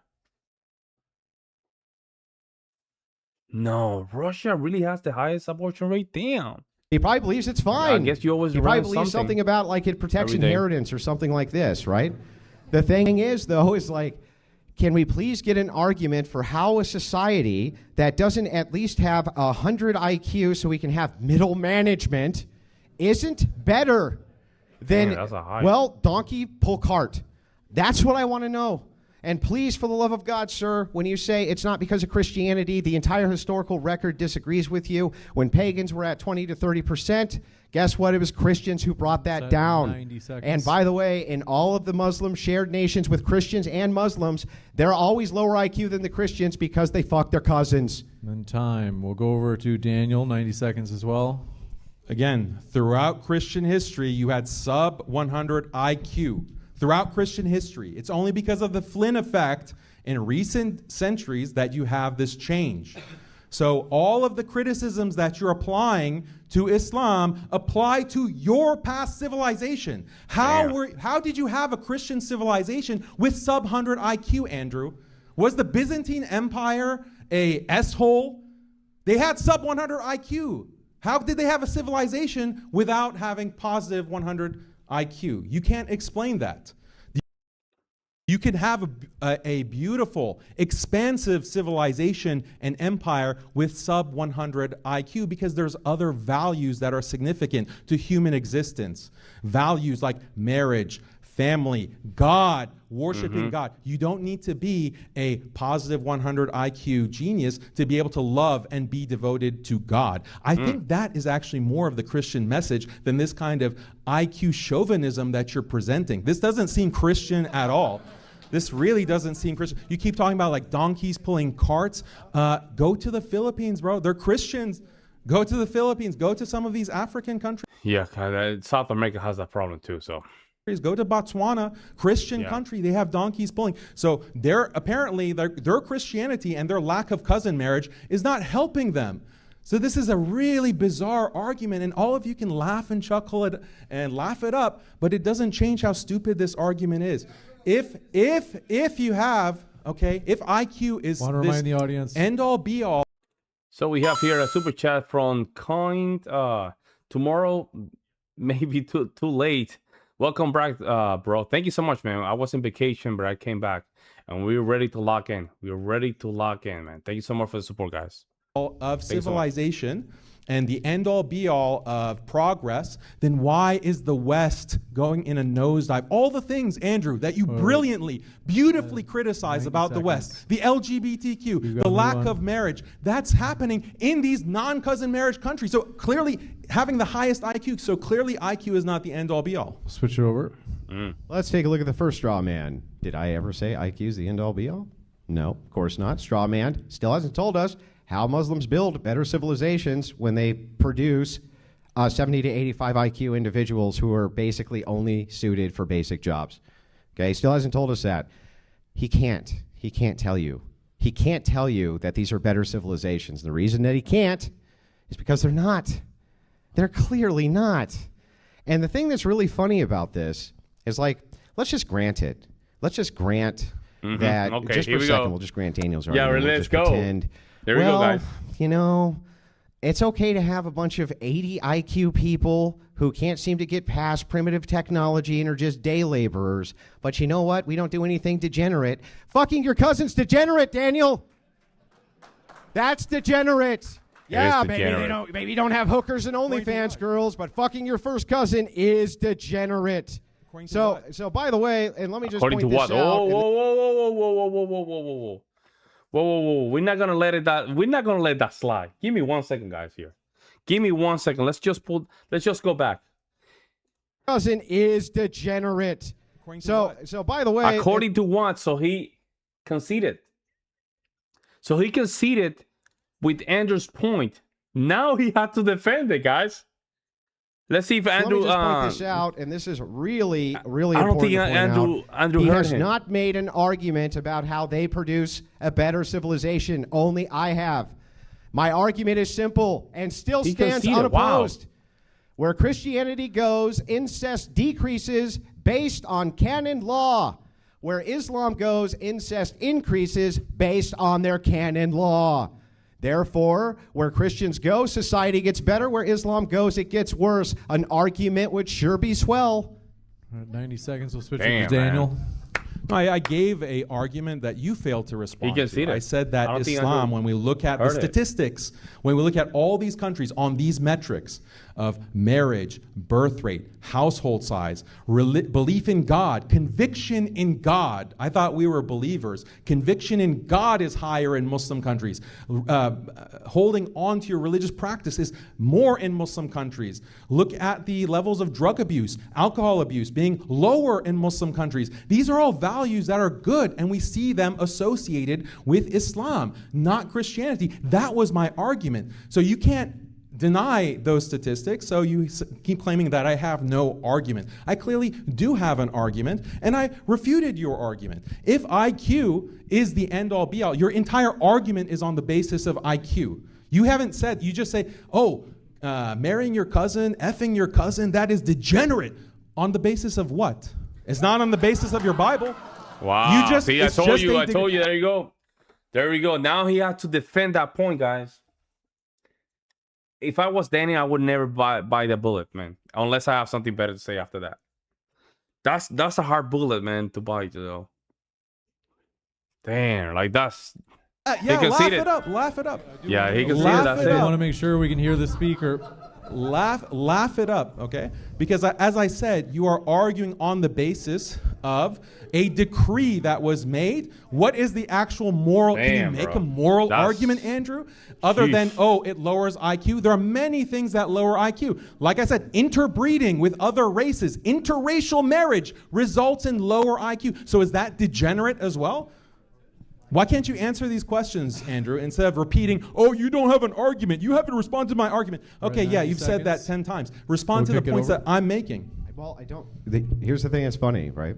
The points that you're making are in question form. Question form is not an argument. They're questions, not arguments. Perhaps you should go to a higher IQ school. The point is here, and this is super important to point out, I have what's called an argument, which means I made an argument. That argument needs to be refuted. Now, I would be happy to sit here and answer all of your questions today, Daniel, but you requested specifically a forum where that's not the case, where instead we do 2-minute monologues, probably because I would tear you to pieces in a Socratic method, but I would have been happy to do that too. People always misjudge. They always seem to think, well, Andrew just steamrolled. Tomorrow may be too late. What do you mean interracial marriage does not? Meaning it doesn't affect the biological genetics of it? Let me know. Debates, and he's terrible at these long-form formal debates. It's where I fucking thrive. And let me just point this out. Has anybody heard an argument yet? He just says, well, there's better families and stuff. It's like, okay, but you need to give us a standard, an argument standard for why it would be that these have better societies than societies which can have, skilled labor and Franz Paskov, you're saying, to be fair, Kazakhstan, Malaysia, Turkey, Indonesia are in the 90s to 98 IQ, though they're Eurasian and the other Southeast Asian. Well, remember, there's multiple things to say about that. Remember, Kazakhstan is more like a Central Asia, and there's a lot of European mix there, and also there's a lot of northern, I would say Northern Asia aspect to it, and for some reason, coldest areas tend to have a higher IQ. So China, Mongolia, South Korea, North Korea, they tend to have a higher IQ. In Japan, for example, than the southern areas, and it's the same with Europe for some reason, right? The lower you get, the lower IQ. I don't know why. It's just the way it is. I mean, Kazakhstan, again, strong education.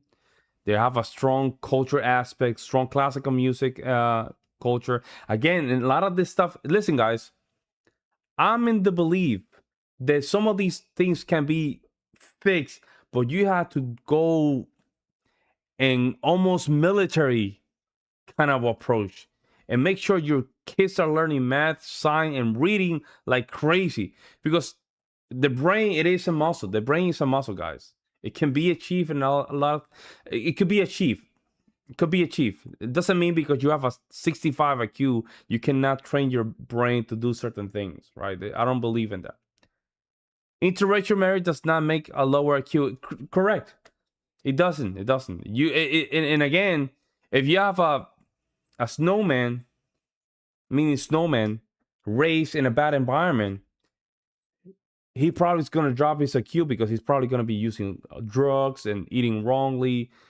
And all that actually will affect his natural IQ. So it's going to make it worse. But right now, interracial marriages, what it does is just, avoid your kids going into the R level of IQ. Let's put it that way. And you can, like I said, you can modify that a little bit with culture.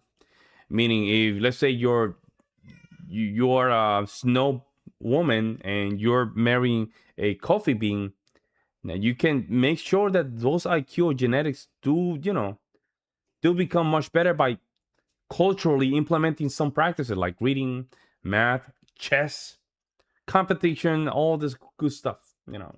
Classical music, music reading, music notation, all this stuff that can really provide development for the brain. Let me know if I'm correct on that. Management, or you guys at the very least. That's all I'm asking for. I'll concede. Hey, we've got some problems. We've got the OF. We've got the prostitution. We've got some pretty horrible things going on over here, and we have high IQ enemies that require high IQ enemies, right? And they're not getting it from Islam. So my question just is this again. It's very simple. How do you make societies that can even combat this to begin with when you basically live in the Stone Age in comparison with technological distinction? Damn, you live in the Stone Age. Islam will get AI. We already got AI. What are you talking about? So I just want an argument. That's it. I want to hear an argument for why Islamic nations are better than Christian nations based on the fact that they go, and everywhere they go, they increase cousin fucking and we don't, which lowers the collective IQ. I would actually like a refutation there at some point. Okay, here is the argument. I'll put it in premise form so you can follow it. Take notes, Andrew. Premise 1. Okay, societies that encourage marriage or religions that encourage better marriages, higher quality marriages, less being sluts, okay, less prostitution, societies that have bigger and more healthy families, societies that have more devotion to God, religions that encourage societies that are more cohesive, are standing for each other in a kind of nationalistic or communal way. That religion that encourages more of that is going to be better, is going to be a better religion. Premise 2, Islam does encourage all of those things I have mentioned, and the stats I presented, that's premise 2. Therefore, conclusion, by deductive inference, Islam is a better religion than Christianity. That is the argument. Hold on. Better than what? Okay, so now we have to define what better means. We have to define better because based on a lot of information that we have, where is better? What? Because maybe he's meaning better in marriages and family. I guess he has an argument there, but I cannot see it because if some of these society they like to just beat up their own, women. They love beating up their own women. Would you consider that a better society? Probably for them, but not for us. You see what I'm saying? So we have to now define what better means.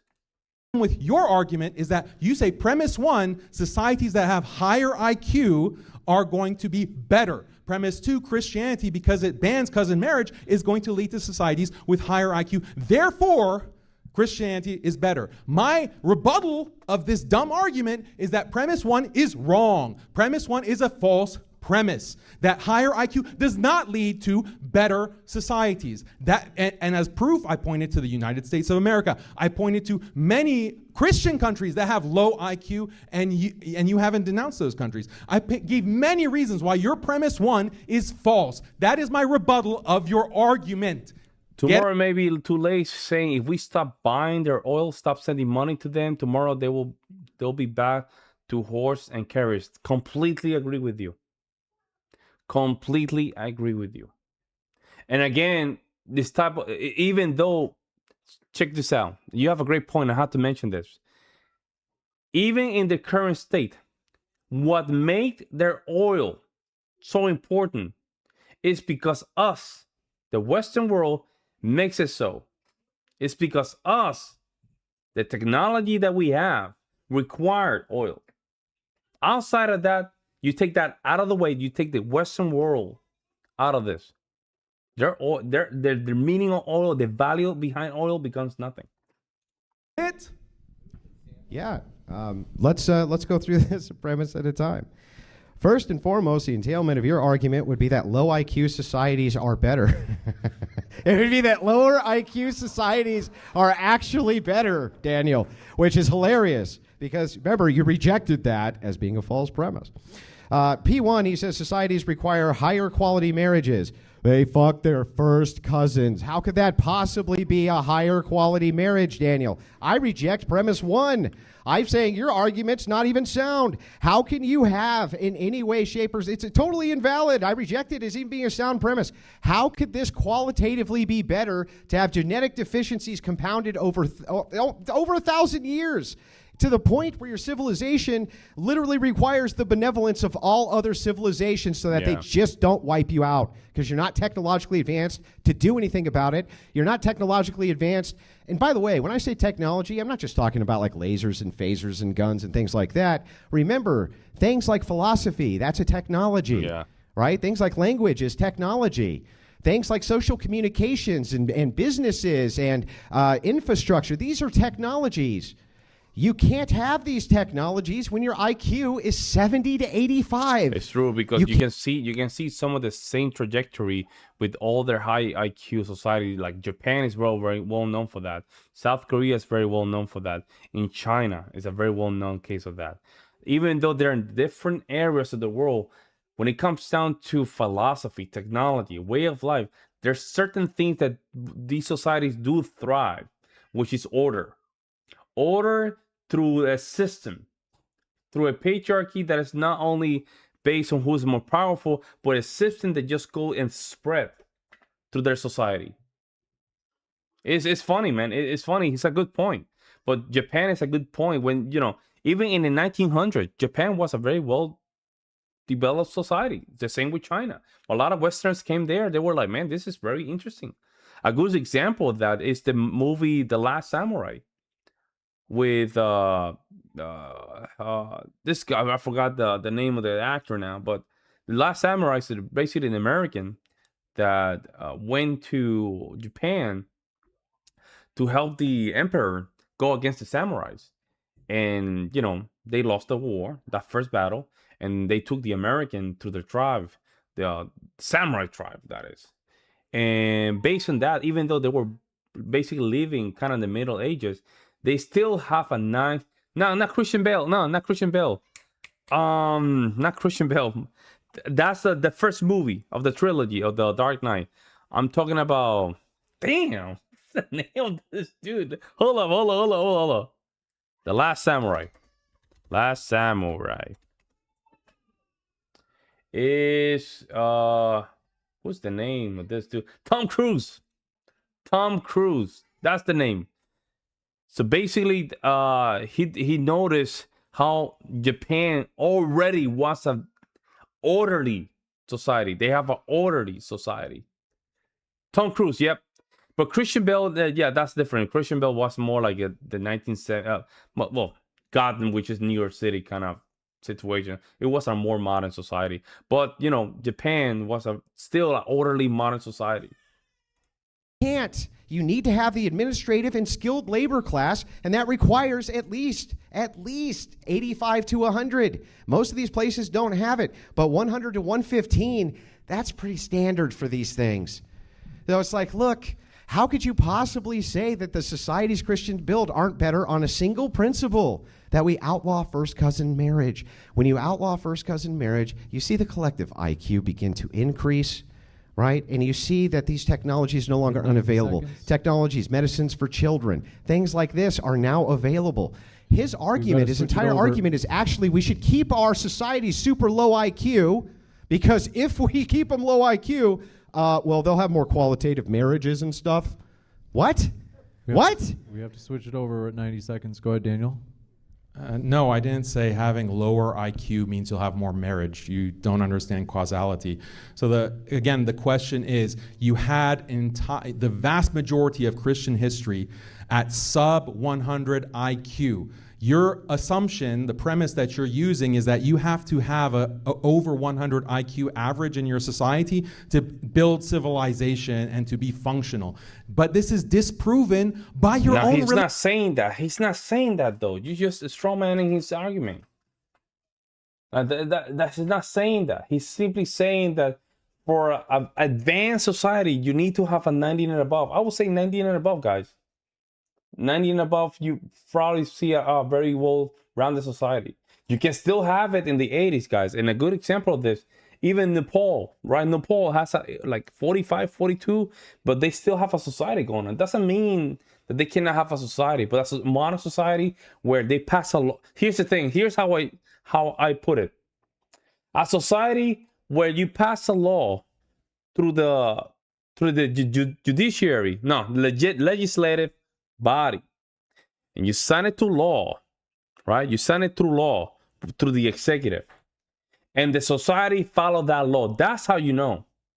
You can have laws where they just simply pass it through the executive when it passed through the legislative, but there's no enforcement. That's how you know you have a low IQ society. Religious history. This is disproven by all of Christendom prior to 1800 or even 1900, the 1900s actually. So just like Christians could have civilization for 1900 years, Muslims have also had their civilizations that were also thriving, that also had conquest, that also had art, literature, poetry, all kinds of beautiful things that we as human beings value. It's not just IQ. You're taking this atheistic argument, which is baffling to me. Why you as a Christian would have this kind of IQ fetishism? You're not a white nationalist. Nah, because IQ is not the end. See, this is where Daniel's losing me. Because that argument will destroy your own arguments. Because there's society that the society that do practice a lot of these type of religion, like Islam, they tend to have a lower IQ. Again, there's still places in Europe that they do practice Islam, but again, culturally, you can tell that they're European. They have a lot of Christian influence.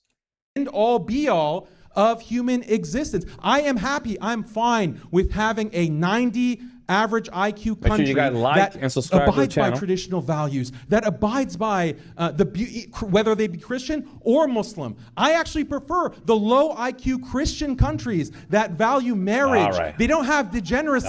They don't have prostitution. I value those Christian countries even when they have a lower IQ, a 90 IQ, an 80 IQ. That's they're living beautiful lives. Yeah, you can make fun of them. Oh, they have donkeys pulling their carts. You can laugh, but they're living beautiful lives as Christians or as Muslims or any other religious group. All right. Well, I guess ignorance really is bliss. Oh, good one. That was a neat one. man. Slapping your dress. So look, let's point this Same out. as what your priest Let's wears. point this right, out. all right, Let's point this out. Right? We just want to look. We haven't gotten personal with each other. Yo, I'm not gonna say that. Yo, I'm not gonna say that. Well, if Daniel didn't, he didn't pull the donkey. Disgusting, baby. Okay, bro, I'm not saying Both that. got a jab in. All right. I don't know, that's fair. crazy, man. I'm not saying that. So here's the thing, though, right? This is still not a refutation of my argument. The historical standard is Christians had lower IQs back in the day. Yeah, and they didn't build modern civilization back in the day. Modern civilization requires professional middle management, 100 to 115 IQ, right? 85 to 100 for skilled labor. What they're talking about is just basic day laborers. These people are very low IQ. And by the way, I'm going to even make the claim that they're really choosing Islam anyway. They can't really think about it that hard. Right? People don't really understand how IQ can really affect a society. I don't think people understand this, man. Like it really does. It does influence a lot, guys. 70 IQ means that if you open a camera, listen to this, guy. If you open a camera and you need to put all the parts and the tools of the camera together, your brain is gonna start hurting. Literally, if you pull out, I will tell it like this. Let's say you buy an iPhone. You have a box. And then you have to open the box and figure out how to connect everything to make that phone work. A 70 IQ is going to have a lot of problems putting this thing to work. People don't really understand what this means, guys. People just say these stuff and think that it's only a number. No, it does reflect a lot, guys. There's videos about people just recording themselves and telling them what is their struggle with their current IQ. So the question becomes, right, as we're kind of diving into this, I just want to point out one more time. The argument is around a singular Christian principle. The singular Christian principle is that we're not allowed to marry our first cousins. That's in our ecclesiology. And I don't care if you're a Protestant, right? Almost no Protestants do this, right? No Catholics do this. Orthodox, this is forbidden as well. It's not that you couldn't find some sect somewhere, some small society somewhere which practices it. I'm sure that that's the case, but by and large and overwhelmingly it's not. With Islam, the opposite's true. By and large and overwhelmingly they do. So we're basing this on a singular principle, which is Christian, and that's what I want a refutation for. Why is marrying your first cousin for the purpose of building low IQ societies better than not doing that? Go ahead, Daniel. Correct. That's a good point. It's not a causal relation. Islam doesn't mandate marrying your cousin. It's not like we're saying we want to keep IQ low, so marry your cousin. You keep getting the causal chain wrong about this. The second point that I want you to address is that when we look at IQ increasing, that is associated with more atheism. It is directly correlated with higher levels of atheism. The higher the IQ goes, the more people become atheists. This is a bad thing. I would assume that Christians would agree more atheism is a bad thing. I think that, yes, modern society is not all it's cracked up to be. I don't know if you guys have been looking around, but it seemed like I've felt, at least myself, that over the past 5 years especially, first with the pandemic and now everything that's happening in the world where World War III is about to break out, I think the modern world is a dystopia. I am waiting for, nuclear holocaust to destroy us all. I don't believe in this absolute value of modern society, and therefore I don't agree with your premise that high IQ is something valuable in and of itself. There are many things to point out being wrong or bad with high IQ. Again, I prefer to turn the clock back 200 years, where Christians had these traditional Christian societies. Muslims had traditional Muslim societies. Yeah, you didn't have a laptop. You didn't have internet. You didn't have cars. But guess what? You didn't have to worry about your wife having to, being in college and sleeping with every frat boy in the university, and you don't even know her history because of feminism. You have like LGBT degeneracy. You have elderly who are being shipped off to old folks' homes because there's not a strong family unit to take care of our own elderly. I'm blessed to have a 71 IQ. Are you for real? Are you for real? It's IQ 71? You're me trolling. You're trolling tomorrow.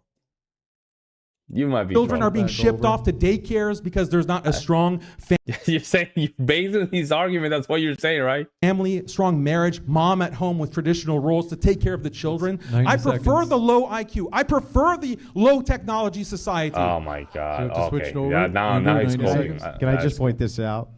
That none of those degenerate things that he just pointed out, which I agree with him, are the cause of IQ. I think you're having the problem with the causal link, sir. Let's point this out. And this is really important to point out. One more time, he didn't contend with the argument. The argument is, how do you make a superior society which is better for society? And you know what? All you've done right now is just argue this. Literally, I'm Daniel Haqiqatjou, and I prefer a low IQ society. That's what he's saying, literally. That's his argument. Yeah, that's what it is. Now, look, I did not expect you to bite the bullet that you would have a preference for a low IQ society, and therefore we should continue to have sex with our family members to achieve said low IQ society.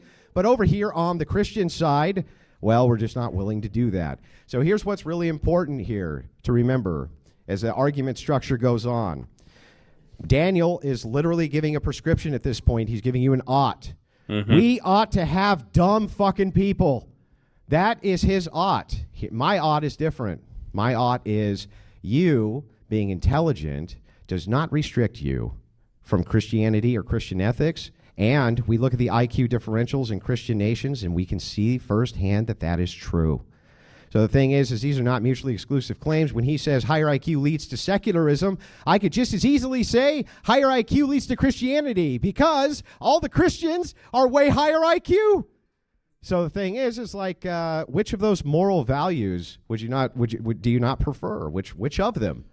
Which of these Christians don't want degeneracy? They're fighting against it as well. The only reason you've made these successful inroads is because your enemies are so stupid that you can conquer them. And anytime you've tried to conquer the technologically advanced West, you can only do it via immigration, because you cannot collectivize to spare yourselves from the very nuclear war you're currently terrified of, because your people groups are too stupid. Switch it over. Go ahead, Daniel. How much time do we have, James, for this? 90 To the back for this back and period. forth. We have until it's about 30 more minutes. Oh wow. Okay, that's good. 30 more minutes. So 30 more minutes of Andrew saying that Muslims are dumb. Okay, that's great. Well, I'll try to be more substantive. I'll try to be more substantive than that. So just listen to this. Okay. So let's get into we have enough time to actually get into the IQ science. So first of all, Andrew, I'm not sure if you know this, but IQ is more highly correlated with race than it is with cousin marriage. So race, if you want to make this kind of IQ supremacist argument, then it will quickly become racial. And if you want to make that argument, just be very clear about it. Does Christianity, like your worldview, promote higher IQ races and everyone being at the mercy of those higher IQ races? You keep making a might makes right argument that, oh, Muslims are at the mercy of us high IQ Christians. Okay, well then there are races that are higher IQ than others. So are the higher IQ races practicing benevolence by not wiping out the lower IQ races? That seems to be what your standard, what your morality actually entails pretty directly. So that please address the race issue. I'll give you a chance to respond, Andrew, but I do want to be sure that this doesn't veer off topic too far. Yeah, so I mean, that's really simple to address. It doesn't really matter. It doesn't really matter if that's a correlate. You know what else is a correlate? Fucking your first cousin. That's a correlate. That's a massive correlate for lowering IQ. It wouldn't matter if it was inherent, let's just say, for instance, that white people had higher IQs on average than the average Arab, right? Let's just say it for the sake of a hypothetical. And we are here now. Okay, we are here now. This is deep water. This is the conversation that I want to hear. It doesn't actually matter that much, because we know one thing that's going to bring the IQ down. Fucking your first cousin. So the thing is, since that is the case, and it's objectively the case, right, I can still make the prescriptor that your societies would be a lot better off if you had 85 to 100 skilled laborers, 100 to 115 IQ professionals, at least in middle management, at least. And you said it yourself. Right now you're terrified of nuclear war. We are terrified of nuclear war all around the nation. right? Or all around Muslim nations. You're probably terrified of Zionists who are right in your own backyard. I get all of that, Daniel. But your people group aren't smart enough to defend themselves against these people. Christian nations are. We're smart enough to defend ourselves from people groups who want to wipe us out, like yours, right? So that's what's important here. The reason why you need to at least have an IQ that's above, I prefer lower IQ, 70 to 85. The reason you need that is because you need to be able to defend and protect yourself. You can't have these strong families he's talking about if you can't defend these strong families he's talking about. You can't have these great values that he's talking about if you can't defend your own people group, because you're at the technological mercy of another people group simply because you won't restrict a single behavior. That sort of rigidity has destroyed these once great lands. He's right. They did have beautiful art. Nice. They did have beautiful culture. They had beautiful everything. And then Islam came along and allowed them to inbreed themselves into literal stupidity. So again, how do we not build these better cultures? I've refuted every argument you've had. All you do is make my argument for me. Go to Daniel, 90 seconds. Yes. Is it on? Okay. So then also the other factor, you didn't really address the race issue and the logic of your argument that we have to promote races that have high IQ, or we have to accept that higher IQ races can dominate the lower IQ races. Guess what? You want to talk about Israelis dominating Palestinians because of low IQ? Guess what? Which race actually has a representative that controls every member of Congress, like a handler? Like an AIPAC handler. What race are the AIPAC handlers that are controlling Congress? What race are they? Are they white Christians, actually, Andrew? Because it seems like 300 million Christians can't take care of just maybe a handful, 10 million of that one particular race that has a death grip over your country. Maybe address that, Andrew, the elephant in the room, and then tell me about IQ. Yeah, but the other point that the problem is that we're saying we're not at this point. We have to contend with the arguments, and we have to say whether or not you agree with the statement, right? That's the point. You want to now bring the youth here, man. Like, jewelries are not part of the conversation. We can have that conversation, I think, in a set way, but at this point, we have to tackle the argument. Basically, why there's that inbred practice, I will say, in these type of communities. That would be a better one to make is that the do I have to spell it out? Yes. Yeah, they're called Jews. They're called Jews, Andrew. It's called there are only 10 million of them. There are 10 million of them, but they seem control to have, your whole region. They seem to have a lot of control. Yeah, the thing about Israel is that they're able to dupe dumb Christians to support wars that are going to bankrupt America and cause America to really collapse, so that they will have wars in the Middle East, killing Muslim brown people. Because you Christians, apparently, by your argument, Andrew, are too stupid to realize that they're being destroyed by this one particular group. Gee, that's really high. That's really brilliant, Andrew. So actually, hang on, it's my turn. I'm done. Okay. Actually, it is really brilliant. Notice how Daniel is banking on the benevolence of Christians to save him from a higher IQ people group. Just like I said he would. Banking on the higher IQ benevolence of the higher IQ people group to save him from another higher IQ people group. Isn't that wild? It's almost like I predicted everything you'd say before you said it, because I did. This is very simple, right? His entire argument here that he's giving you right this second is, let's talk about how these higher IQ people groups are controlling you, the people I'm appealing to right now, to please stop them from dominating our entire region. 10 million against 1 billion. Dominated completely. And they have to appeal to somebody else to protect them because they don't have the requisite IQ or technology to protect themselves, and that's that. And that's why you have to have at least some sort of minimum IQ to have some sort of civilization which can at least contribute to your own nations and people groups' protection. How could that be a worse standard? He wants to make it about race. He knows it's a red herring, right? It doesn't matter. It doesn't matter if your race has the potentiality for, like, let's say, 100 IQ. Yeah, he's right, though, Daniel, with the jewelries statement. Yeah, he's right in that statement, though. But then you have to say the same argument in his own region. What is the Muslim population cannot take care of that either? Like, what is it? That you can play this both ways. Only 15 million 10 to 50 million jewelries, right, against 1 million Muslims, like 1 billion Muslims. Like at some point, you know, numbers are the ones that's supposed to win on this war. You ask me. Let's just say that The that problem was the is, case. I think the problem is that the same Muslims don't want to help each other. It was just stagnant at that for some reason. Then why would we want to reduce it below that? Why? That's the dumbest thing that I've ever heard. So again, he makes my argument for me. Yes, he's appealing to the benevolency of Christians to save him and his people group. That should be the fucking... I wish you guys were smart enough to get it. If that was the case, that you understood this, right, that you're appealing to a smarter people group to save you from another people group. That's why you guys have to get your IQs collectively higher. And you just said you prefer lower IQ societies. Switch it to Daniel.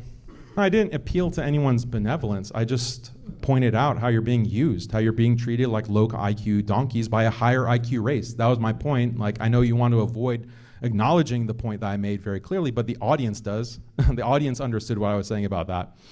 So no, it's not about benevolence of Christians. Muslims don't need the benevolence of Christians to protect us. We've had a thriving civilization. And if Christians really want to win in this kind of argument, this kind of might makes right way, you're losing because of birth rates. Simple as. You're losing because Muslims are not only having more children, more people convert into Islam as opposed to leave it. Whereas with Christianity, there's a massive swell of apostasy, people leaving Christianity. For what religion? Partly Islam, but the much bigger proportion, they're converting to atheism. They're leaving Christianity. Why is that? Why? It's partly because of a secular education. So this is, maybe you need to appeal to the benevolence of the atheists, the Jews, these other non-Christians, because your religion is bleeding out. I showed the chart in terms of religious switching from Pew. Instead of grandstanding and trying to puff out your chest, address these real problems. Because there's not going to be a Christianity in 100 years if trends continue. And part of it is because of IQ. Ironically, part of it is because of IQ, because higher IQ is associated with higher atheism. So yeah, you're going to have people who will enjoy electric cars, maybe even flying cars and AI, but they're not going to believe in God. 90 seconds, we'll switch it over. I don't know about that. What's really interesting here Listen, is they just used to do the pointing same. Listen, when TV came around, they said the same thing. When VHS came out, they said the same thing. When computers came out, they said the same thing, guys. This is nothing new. These are not new arguments, right? out that once again he's making the same exact appeal. The appeal, we're not making an appeal. We're not making an appeal. Islam has fantastic civilizations, as he's up here crying about how a nation of 10 million has enslaved all of them, according to him, right? How sophisticated can your civilization possibly be when 10 million people in the middle of a desert, right, are so technologically superior to the entirety of your civilization that even when your people groups have nuclear bombs, they don't feel threatened by it? This is a big problem. Again, this is not to talk about whether or not Jewish people are superior to Arab people, white people are superior to black people. It has nothing to do with that. It has to do with one thing, which is the prompt. Which religion promotes a better society? Which religion produces better societies? And once again, I'm going to make this argument. It's pretty easy. If you think that people would have a preference, if you could ask them, which preference do you have? Do you have a preference to live in a society where 65% or more of the people are inbred? Or do you prefer to live in a society where that's not the case? And you're a Christian, I think you would answer yes. And I think if you were an honest Muslim, you'd answer yes too. And why? Well, it's because you still want medicine for your kids. You still want to be able to drive on roads. You still want to be able to have basic infrastructure, skilled laborers, professionals, things like this. And it's not that there's not many Muslims who aren't. There are. But there's not enough to meet the demand because they produce really stupid societies.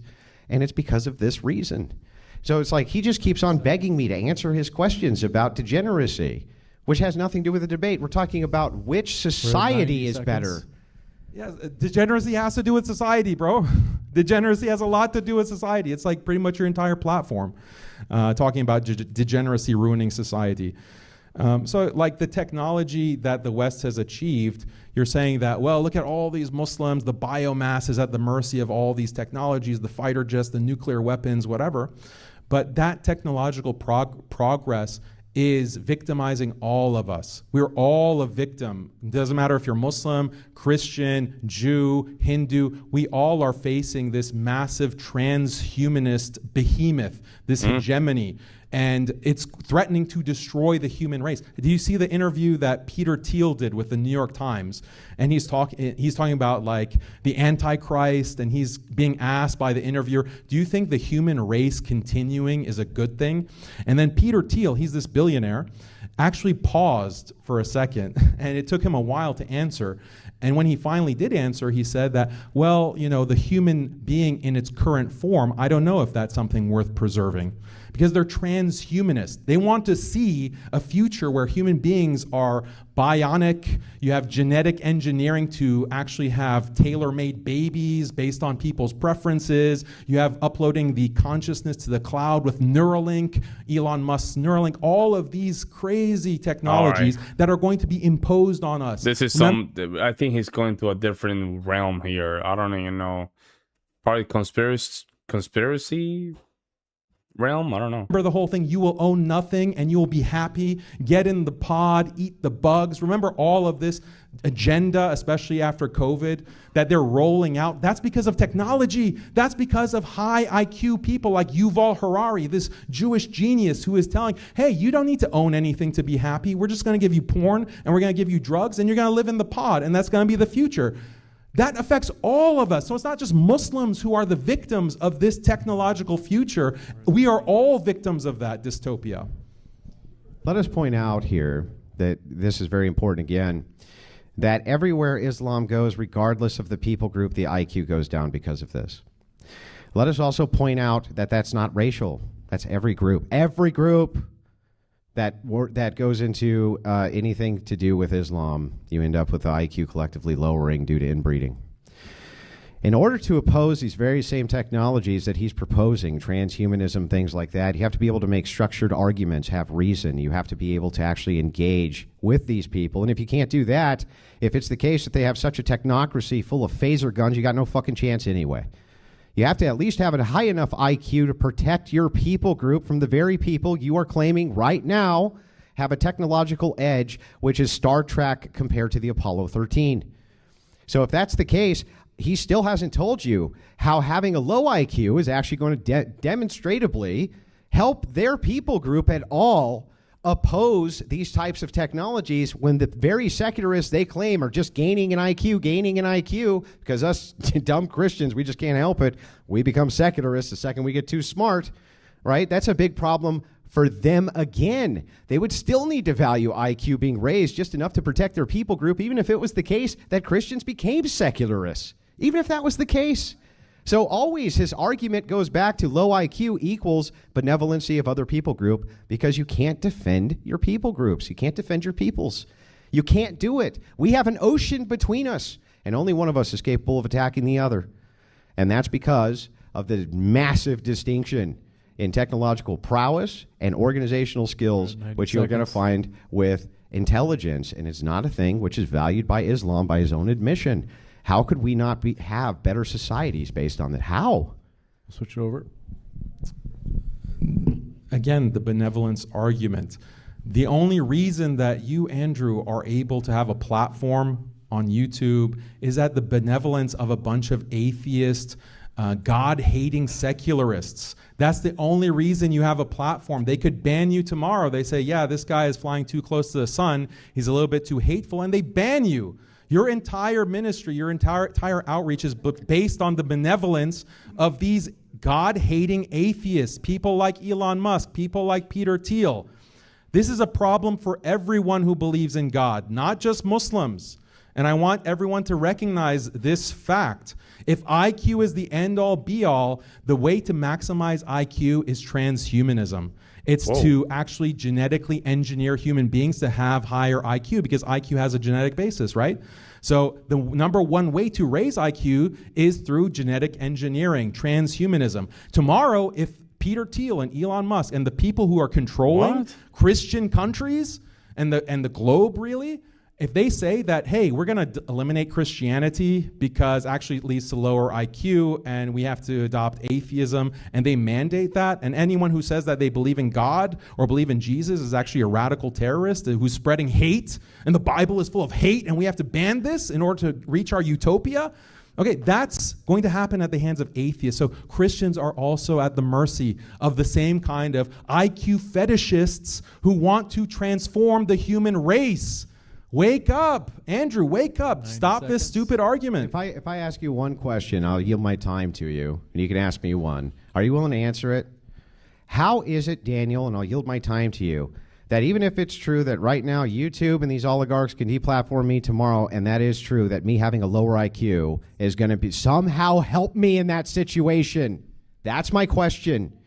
How is it that having lower collective IQs would help us against transhumanists, Daniel? So the answer to my question has been this whole time that there are other values. So yeah, I might be stupid. I might be lower IQ than someone else, but I enjoy my life in other ways. I find value in, Dude, just answer the question. That is the answer to your question. To worshiping God, going and spending time with my family, having a wife who loves me. I don't have to worry about her. Is he really answering the question, guys? Am I being a little slow here? Like, he's giving some prescriptions, I guess, to the question, but I don't know how is this answering the question in itself. Cheating on me, or having this long history at college or whatever, having children that actually respect me and who will take care of me in my old age. How does a high IQ preclude you from that? Because it leads to atheism. No, so it's see what correlated I mean? with atheism. So here, let me show you the circle. Hang on, let me just show you the circular argument. I'm making an independent argument. Yeah, for I know, why but let me show you the these circularity. values are important. Can I show you the circularity here? Okay, So your circularity of your argument is like this: having a lower IQ for me somehow means what? That I'm going to suddenly have better ethics? I'm going to suddenly be a better person? I'm going to suddenly be more benevolent? Yeah, you there's a haven't. correlation, Hang on. You haven't demonstrated that that's the case. And by the way, I would argue, in fact, Christian ethics are so overwhelmingly good that secularists who have no ethical system borrow ours. And so the thing is like, look, ultimately, you haven't made an argument. The circularity of your argument is just this. Look, you need to have a lower IQ. Well, how does that help our people group defend itself if we do? Well, it doesn't, but there's other values more important. Okay, does a higher IQ preclude you from that? Answer, no. No. So that's the problem with the circularity, dude, that I'd actually like an answer to. And then, to be fair, because this wasn't a back and forth, I'm willing to answer yours directly, too. Well, excuse me, sorry. Can I get water, James, actually? I can't really, my throat is pretty dry here. So that's fair. That's fair. They've been talking for an hour and a half. I think that's fair. I think that's fair. Between IQ and religiosity. There is a negative correlation with IQ, because as you get higher IQ, you can go read Jonathan Haidt, for example. You can read Joseph Heinrich, for example. And in their books, they point to how higher IQ is correlated with more liberalization, more secularization, more atheism, more... Well, it's true. And I have to grant that for a second. I have to grant it. It's true. Right? However, the reason is because of the question or the belief, right? But it doesn't mean that automatically it's going to make a society completely atheist, right? I don't think that's the case. Because the problem is that questioning is already a trait from higher IQ societies. Questioning. So that's just an exercise or manifestation of just having a high IQ society. But I think, personally, questioning some of the beliefs, some of the some of the things that are already established in the spiritual realm is healthy. I think that's healthy. That's what it does, is at the end achieve a stronger belief for your faith. Freedom for all, That's which causes the kind of degeneracy that you and I speak out against. So there is actually a bad consequence to a population with higher IQ, because you'll get more atheism. So that's one problem that you can point out. And I'm just saying that, look, let's not be IQ fetishists. Even if you think cousin marriage is degenerate, disgusting, oh, you're fine. But still, higher IQ does not correlate with better societies. It's leading to a problem that is unsolvable. Okay, this is a problem of higher and higher technologies that's going to cause us to live in a dystopia, a transhumanist dystopia. That is a problem for everyone. It's not like an own against the Muslims. It's an own against the human race. Okay. Peter Thiel, with his ugly, smug face, is laughing at us, at Christians, at Muslims. Okay. They're laughing because they have this demonic... Yeah, but this is not the argument. We're not talking about, they're going to laugh at us kind of situation. No, we have to contend with the conversation. Antichrist future that they're planning for us. And it is based on technology. Yeah, but this doesn't really respond again to the argument. The question here, when you say that it is true that IQ can have correlates to atheism, but we were talking about societies reverting to the IQ mean, the mean. The mean IQ of the societies you produce, sir, are between 1 to 2 standard deviations lower than the average Christian nation. The mean. Now, there is no correlate that Daniel will be able to show you that having average IQs leads to secularism. It doesn't. It doesn't. Show me the correlate if that's the case. You can't. And the average IQs in these nations, which is just between 100 to 115 professionals, middle management, it doesn't preclude them at all, or doesn't force them to secularism at all. We're talking about the means of society. The mean IQ of 2 standard deviations lower in many cases precludes you from having any sort of civilization, really. It really does. Just basic infrastructure and things like this. So Daniel would need to show you how having a 100 IQ, an average IQ, is going to lead everybody to secularism because societies revert to the mean. It doesn't. It doesn't lead to secularism. It's a lie. You have to have these higher IQs, much higher. Otherwise demonstrate it. And if he can, even let's just say he could somehow, then his prescription is actually just that he wants to keep the world at 70 IQ. That's crazy. There is nothing which precludes Christian ethics from people groups that have average IQs or even above average IQs. And there's plenty of smart people, by the way, who are Christians. Now, to kind of hone in on that argument, just remember this. Secularists, these really high IQ secularists, they've never been able to find a system of ethics ever that's better than Christianity, which is why they adopt it. So just pointing that out. We're going to give Daniel because even atheists themselves, they have to adopt Christian ethics. I agree with him. Last 90-second response, then we're going to jump into the Q&A. The floor is yours, Daniel. Yeah, so the 100 average IQ, that's in the modern period after secularization has taken place. There's a Flynn effect. If you look at the IQ in the world, the average was below 100. The average IQ globally was around 80 in Christian societies and Muslim societies. That was the global average. Secularization is through like secular education and the Flynn effect. This is what has increased IQ so that the average is now at 100. So again, like if you need 100 IQ average to be successful, then you're basically saying all of Christendom has been a failure. Like somehow they are able to have an empire, like a Christian empire, throughout history, despite being 2 standard deviations lower in IQ than current day averages. Your argument is really self-defeating in so many ways. And again, like I have to say that, I think this is a problem that is the problem of transhumanism is affecting the entire world, Muslims and Christians, and we really have to come up with a solution. We can't just keep praising this idea of technology and IQ because that plays into the hands of the people that want to destroy the human race. They want to literally usher in the Antichrist. So let's try to take the bigger picture in mind, rather than trying to own each other with arguments that are self-defeating. We're going to jump into the Q&A. Folks, if you have a question, line up in the middle aisle, and we'll get to your question in just a moment. And then, Sean, if you can turn me up. Thanks so much, Sean. Sean! All right, thank you very much. I'm just teasing Sean. Sean's the man. Yeah, come on up here. Fair. Good sport. I'm going to be honest. This was a very good sport. I'm not going to be too hard in Daniel. He knew who he was debating, guys. This is Andrew Wilson is not an easy guy to take on, guys. I'm not gonna be too hard on Daniel. He did a good job just going back and forth with Andrew Wilson. I think of course Andrew Wilson really nailed this debate.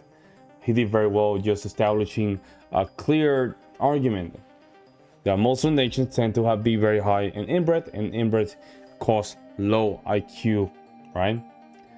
Now, there's some arguments to make about some of these societies where they're still Christian, they have a low IQ, but at the same time, you can see that the argument, fall flat when it's compared societal, right? The advancement of some of these societies that are Christian, they're more progressive, I would say, in technologically, not philosophically, I would say technologically, than some of these Arab countries. Even in the case of Israel, it's a good argument. You have a country that only have like 15 million people against 1 billion of these folks over there in the Islamic region, and that would be the Middle East, of course. And nothing's happening. They're still there. They're having mobilized. They haven't figured out how to mobilize as one idea and attack it. Not only that, when the Palestinians were trying to escape to Egypt or Iran, I think it was, they didn't even allow them to just move to their own country. It was crazy to see. Now, hopefully we can see more of these debates. These debates are very important, and sometimes it does question some of your stance in some of these things. And that way you can, in my case, I can always chart some of my belief and establish a better understanding in my own philosophical system. Thank you so much for the support, guys. Again, make sure you guys subscribe, like. In the meantime, guys, I'll see you next one. I'm out.